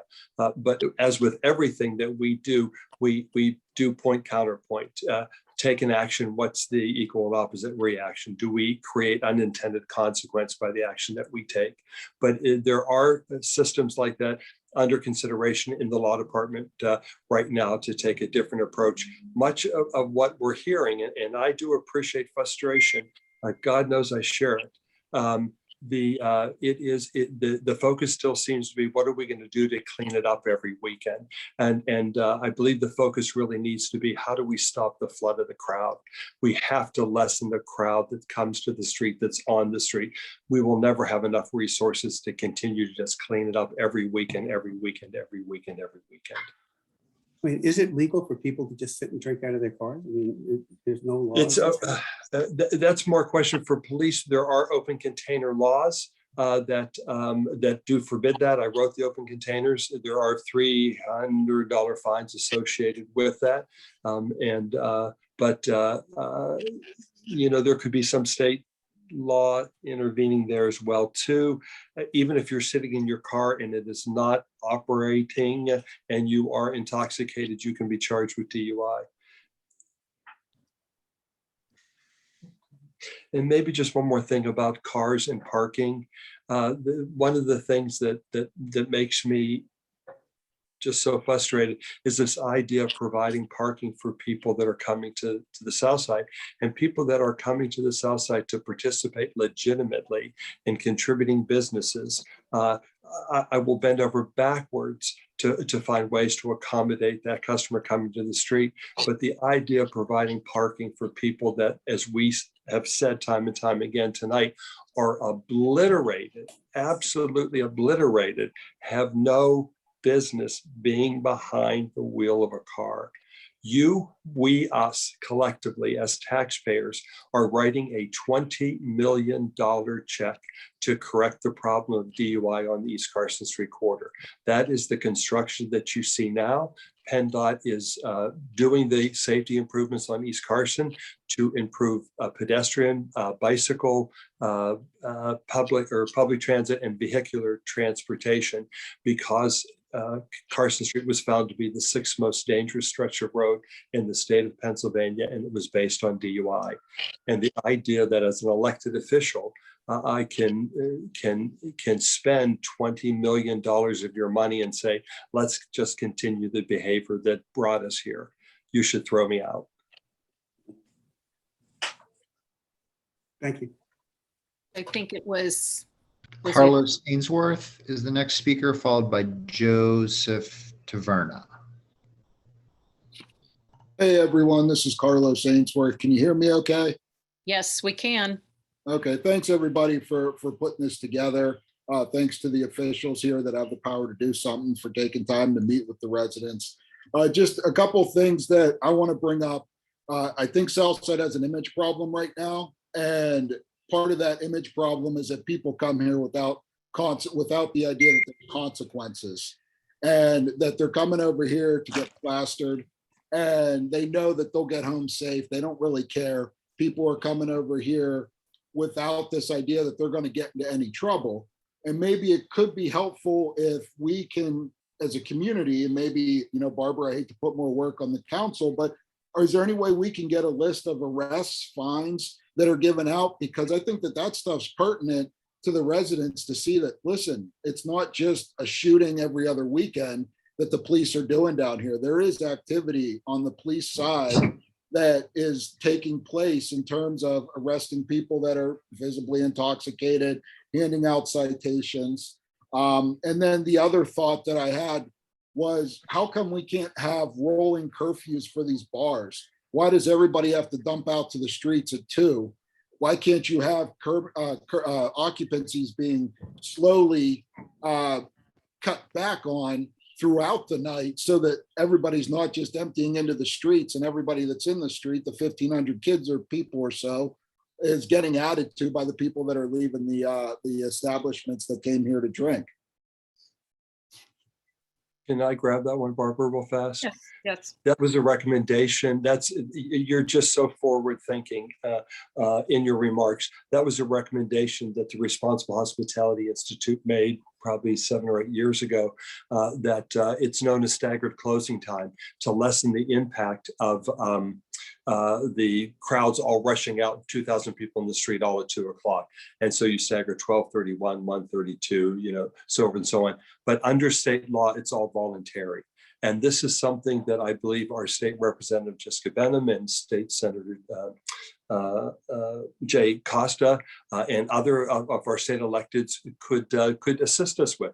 It would take some time to correct that kind of a mindset, but that would be immensely helpful to the peace, tranquility, and quality of life for residents, as well as the crush that happens on police officers when 2,000 people flood the streets all at exactly the same time.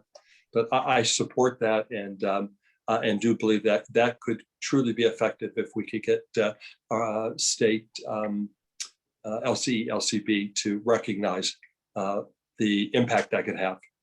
If I can speak to that just real quickly, because I do please. agree that it's good policy, right? It's solid policy that would make a difference in the neighborhood. One of the difficulties we're running into with that is basically, I would call it the fairness issue.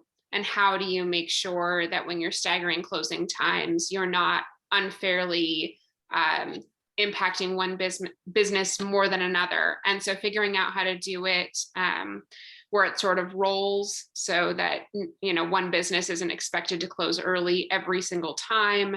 We're working through that problem. It's a little bit difficult just with the ways that we're constrained by federal law in terms of how we can regulate businesses. But that is something that we're working to figure out if we're legally able to do that moving forward. So we'll keep trying to untangle that particular mess of string, but absolutely something that I support as solid policy. Yeah, thank you very much for your comments and your willingness to tackle that.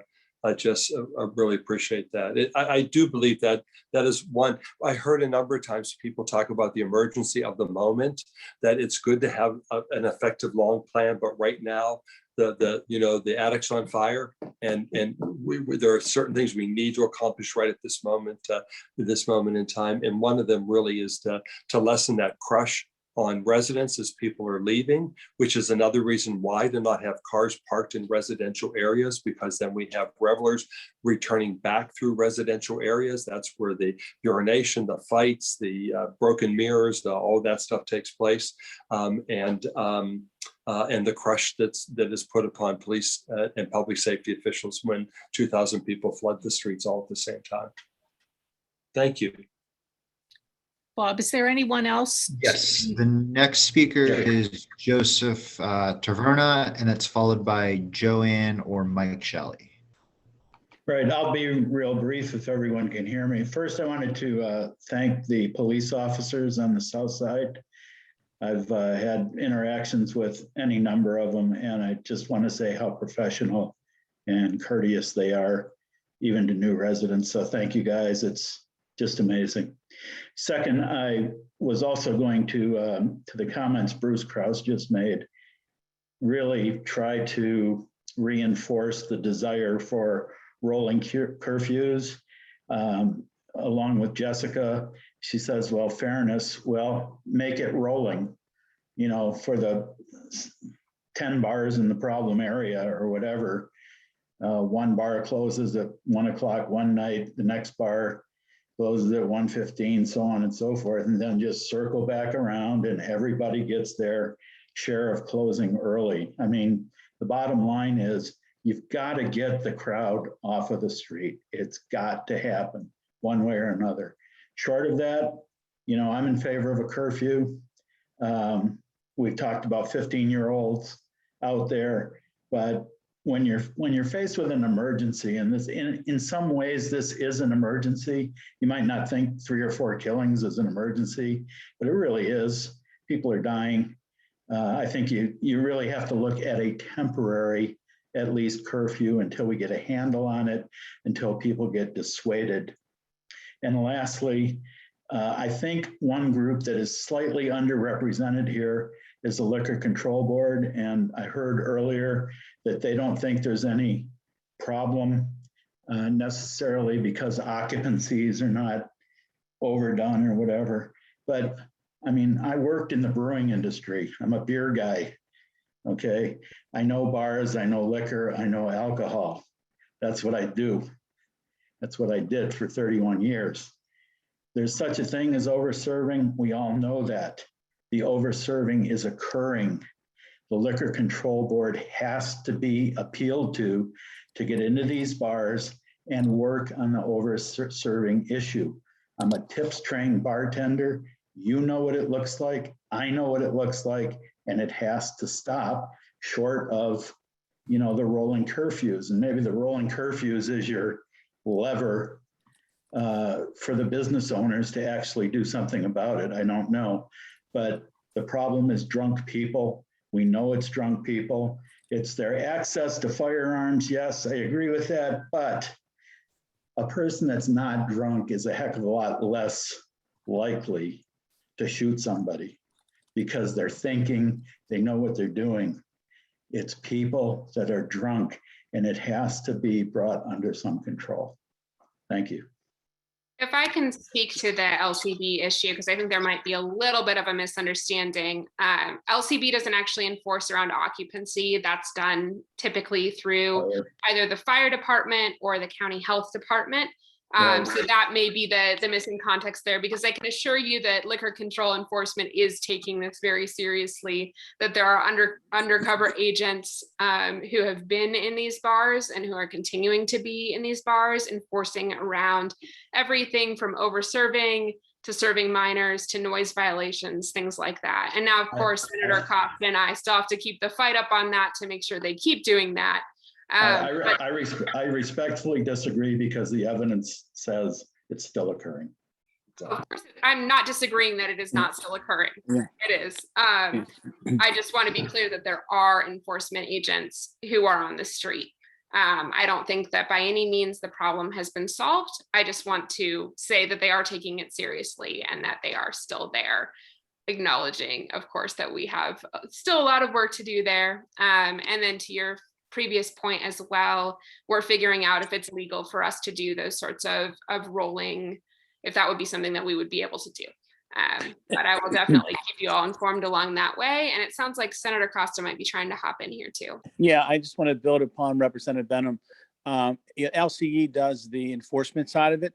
The LCB is the one who actually literally suspends the license itself. It doesn't have agents that go in to look to find these individuals. Once those individuals are intoxicated or overserved, then the LCE or police or somebody else would recognize that, file a complaint, and do what needs to be done. It's accumulation of those type of incidences that then go to LCB, and then they enforce the suspension, for example, or shutting down somebody. So that's typically how that process works. And I agree, we need to do more. And I know LCE has been involved in conversations that we put together and have indicated they're increasing their participation. They're not always want to let everybody know that they're there. Maybe that's an issue. Maybe if we see more, jackets that have LCE across the back of them, maybe the owners would recognize and do more along those lines. I know that LCE has met with the restaurant and bar owners on a couple of occasions and told them that they are going to be working and looking for things along those lines, and they will immediately do things to cite them. So that part of it's taking place. The other piece is that the rolling closures. I mean, I think as Representative Benham indicated, that's a very steep hill to climb. I mean, there are a lot of legal issues that need to be placed here with someone's opportunity to be able to do so. Unless we have some type of an emergency declaration, which maybe is a conversation that needs to be had at some point, unless we have an emergency declaration which would allow us to waive some of those type of things, that might be possibly be a solution. But again, that's a heavy lift as well, in my view. Senator, can I jump in there? Yep, sure. Yeah. So first and foremost, I want to recognize your help and your leadership through these really, really difficult times. You have certainly been a friend to us, and to have someone of your capacity and stature in state government working with us is infinitely appreciated. The thing that I'd like to sort of put on your wish list, if you would, is how can we better fund, and everybody's looking for funding, but how can we better fund LCE to provide an adequate number of agents to actually be out and do checks? It's been quite some time since I've run these numbers. They're probably inaccurate, but as I recall, we are in a section in the Western Pennsylvania of about 6 counties with about 4,000 or so liquor licenses and about 22 agents that are funded to do the enforcement on those 4,000 liquor licenses. And as anyone on the call would know, we could probably use 22 of them on East Carson Street any given weekend. And I wouldn't expect magical numbers to appear overnight, but it could be one of many possible solutions to assist if we could have better funding for and training to increase capacity for LCE agents. And Bruce, as you know, we were able to provide some additional ones here. But I would say to you, state police, the number of state troopers across the state, while they've remained constant, they've been spread in many different directions. As you know, many municipalities across Pennsylvania over the last couple of years have disbanded their local police departments, and now state police are patrolling those communities. So that takes folks who could be assigned to the LCE program, sort of takes them away and puts them into the state police category, patrolling communities that simply don't want to have their own police departments. And I can understand the limitations, the revenue limitations that many of these communities suffer from.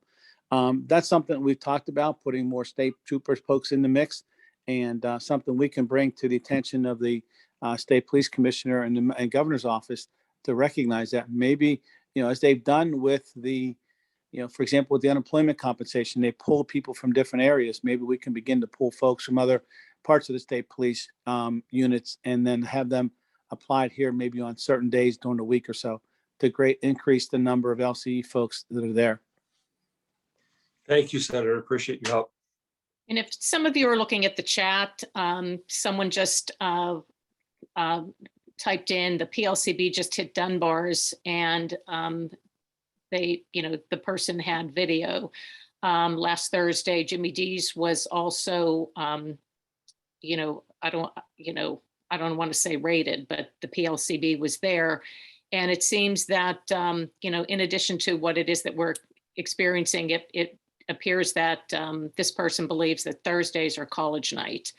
And so, we do have college students here. They're going into the bars. They also, we also have house parties to deal with. So we're dealing with a lot. Bob, anyone else? Yes, so the next speaker is Joanne or Mike Shelley. I'm not sure who was planning on speaking, but we have a Joanne or Mike. How about Chris Morrow? Yes, I'm here. How are you? So we've lived in the South Side now for roughly 5 years. And I think like most individuals, we've noticed a recent increase in foot traffic on the side streets late at night as individuals are returning to their cars. My question was, I was wondering if there's any type of pilot program that could be instituted for weekend evenings, which would essentially be either like a ticket in tow for cars that are parked in residential areas that do not belong there. Then if the parking authority does not have the capacity to do that, could private companies be used, a private towing company be used in order to handle that? And that was it. Thank you. I think that one's for Dave.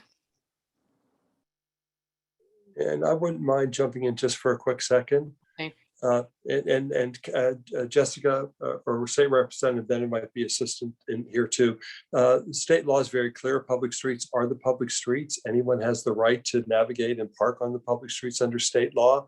But in residential areas that are permitted for RPP, residential permit parking, there is a structure in place that Director Honorado can speak to that permits a 2-hour window of being able to park there from, forgive me, Director, it ends at midnight, but the start time varies from street to street.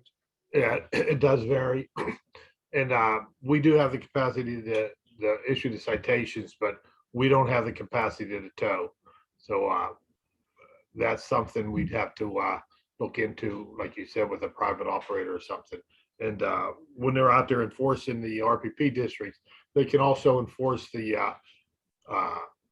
illegal parking too close to driveways and that. But again, we don't have the ability to tow, which takes away some of the teeth we have. I know a lot of the residents call the police, I believe, first because they know they have the ability to tow on the illegal parking, not the RPP district. So. Bob, is there anyone else? No, that is the end of our speakers. Exhaust our But, list. I think Deb Orpin does have her hand up, but, we're now at 8:39 and, I appreciate everyone that has been able to stay on the call. And Johnny also, he had asked a while ago to have an opportunity to speak. And if we can conclude after Deb and Johnny, I'll just have some closing remarks and share with you, what might be next steps. Oh, there's 3 people that have their hand raised, but Okay. so. Hi, I'm Deb Orpin. I live on South 14th Street. I did see in one of the chat comments that someone had suggested increased closed caption cameras.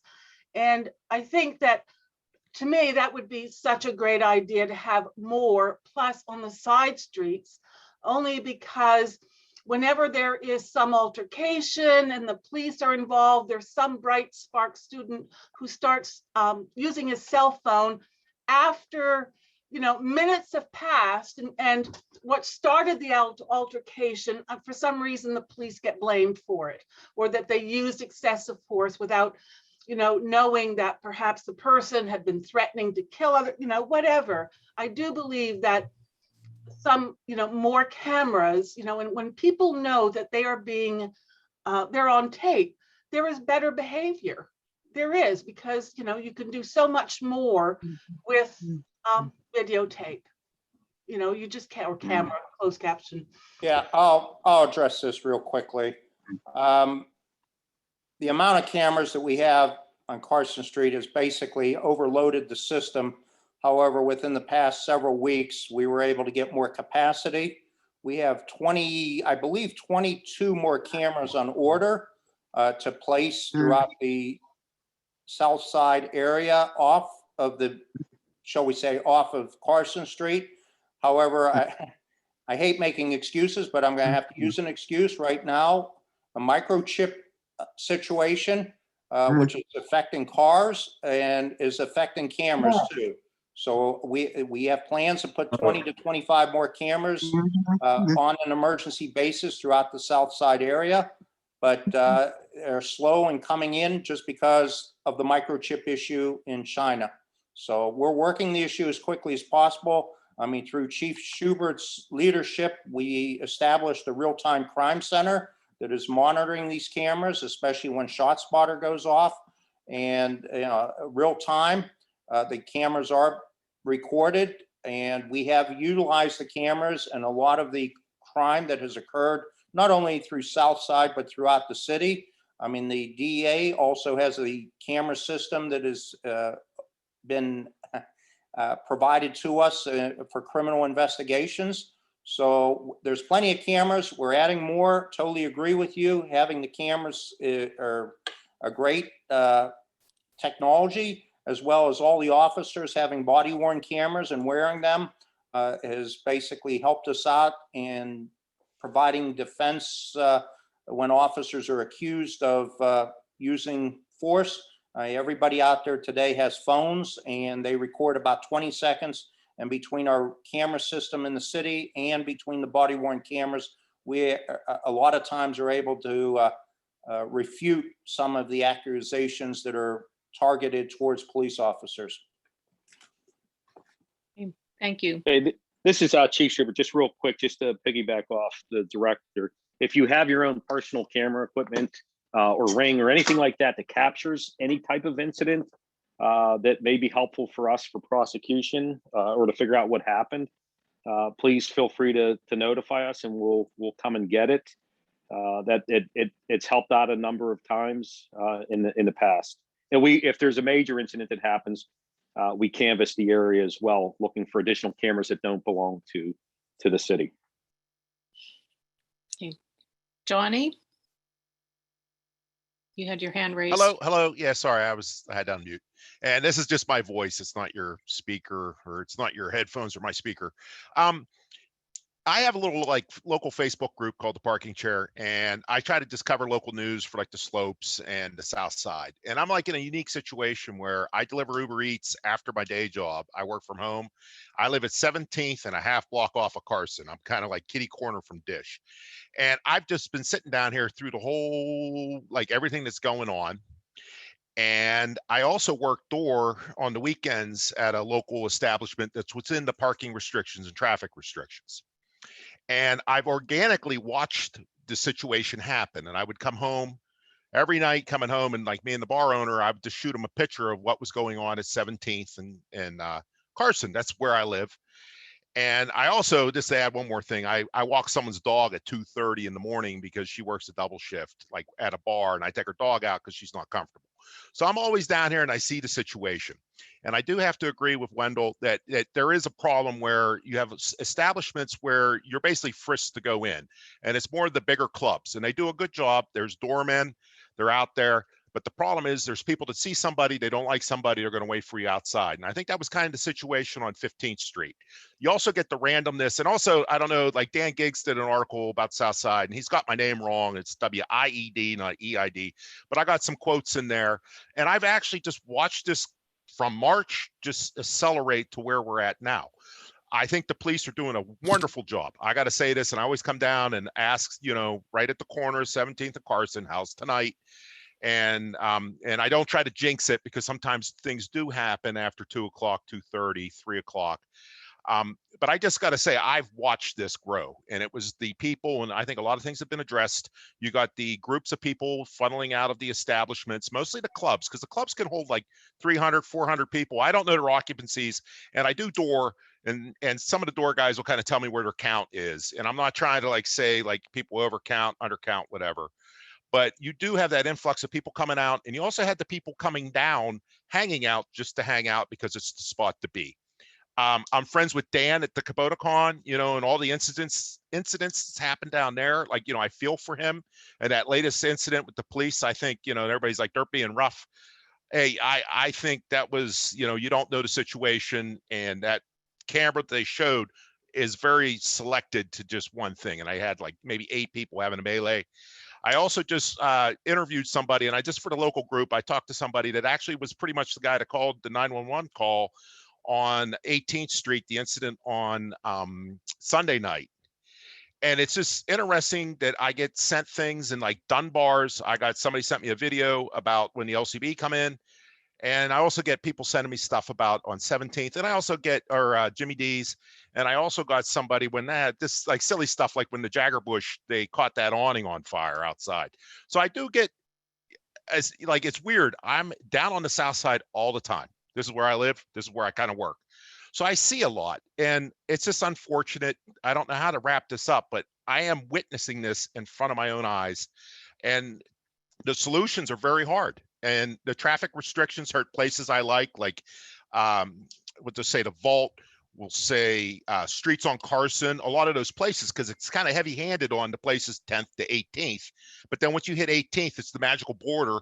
And now there's no parking restrictions and all that. And a lot of places like, I don't want to list any places that are problems, but a lot of them more are towards my side on 17th. And it seems like it's heavily penalizing establishments down that way that are just regular bars like the place I work at. It's just people coming out to have a drink, and we don't really have any issues. That's all I'm going to say. Thank you. Thank you, Johnny. Roberta? And then I do want to say we missed Matthew Case. So after Roberta, Matthew will say what he wanted to say. Sorry, I had to unmute. Thank you very much for allowing me to speak. This has been very enlightening in many ways, and in many ways I feel that we are preaching to the choir. We all are pretty much in agreement with what's been happening and how frustrating all of it is. I do appreciate the attempts to make it better. One of the things that really sparked my ear in this conversation was the idea that the press, the negative press the South Side is getting, is very powerful. And that led me to think that perhaps that could be something that we can use to our benefit rather than perpetuating the negativity, trying to educate. And what I've been saying in every argument and every discussion that I've participated in about the problems that are increasing over the past couple of years with many of you is that as the bars profit from the behavior and the increased crowds and all of the negative things that then happen, it seems to me they're responsible to try, and maybe this is, you know, Pollyanna speaking, they're responsible to educate the people from whom they're profiting to be better citizens in this neighborhood. If they're visitors or if they're residents, you come here, you act badly, there will be consequences. So on the media that has our ear, that is constantly now saying, oh, the South Side is dangerous. The South Side is, you know, this killing, that shooting, that whatever. How about when you go to the South Side, grow up, act like an adult. The pandemic is not over, by the way. You're going down there to have fun. You are a visitor. You are a human being. Act like one. Don't behave the way that the person who verbally assaulted me in front of my own home last month said, hey, it's the South Side, old woman, deal with it. It's not the South Side, deal with it. Come into our neighborhood. How would you like it if we came to yours and behaved this way? It's an education process. There have to be consequences, not just arresting you if you're too drunk, but the bar owners need and bartenders need to say, hey, think about what you're doing. Yeah, you want to pick somebody up. Yeah, you want to seem cool, but you're in a neighborhood. Think about how much you're doing. And I think the media could create some kind of positive way to start to help people rethink what we are. Thank you very much. Thank you. Matthew? Matthew Case.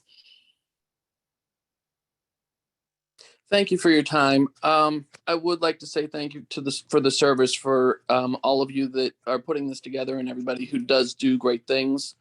I live down by Muriel and 13th Street. And just in the months of July and August, there have been 4 shootings within hundreds of yards of my house. And then if you can imagine having watched the police picking up the shell casings and then hearing that the Carson Street traffic was going to be rerouted along Muriel Street and the impact that it has.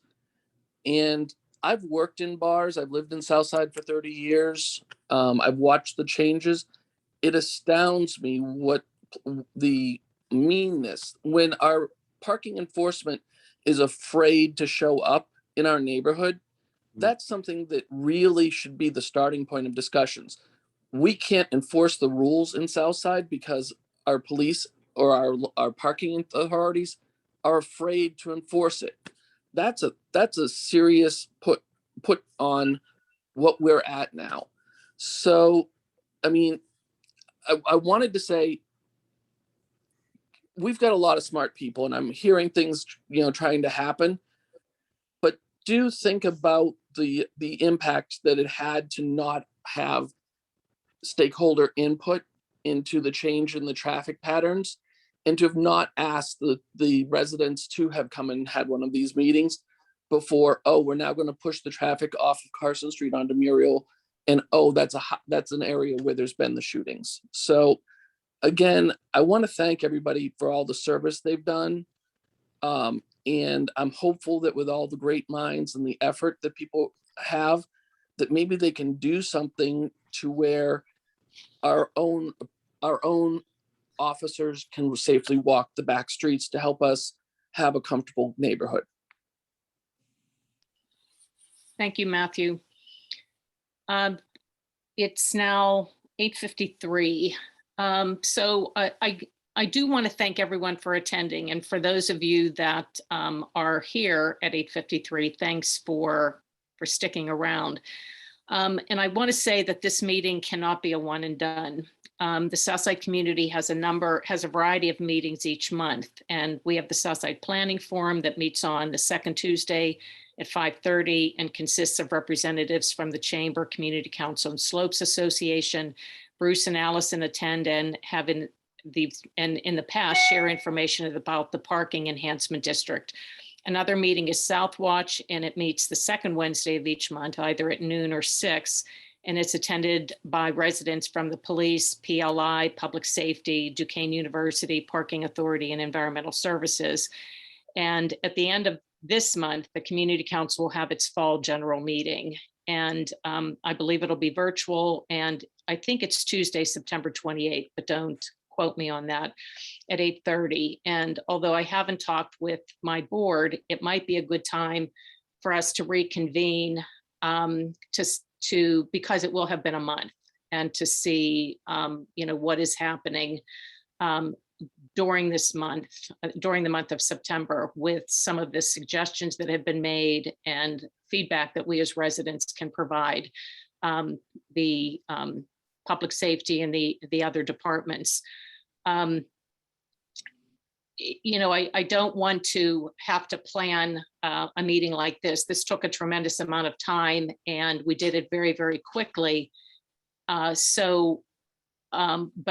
as I said, we do have things that are in place, and I'm sure that I and my board and Bruce and others, we can think about what it is that we can do on a regular basis so that we can keep in touch and communicate. I've heard people say, and I'm included there, that after hearing what's happening, it's maybe more depressing than it is uplifting. But I think that knowledge is power, and the more we know, the less that we're going to make up or think that nothing is actually happening.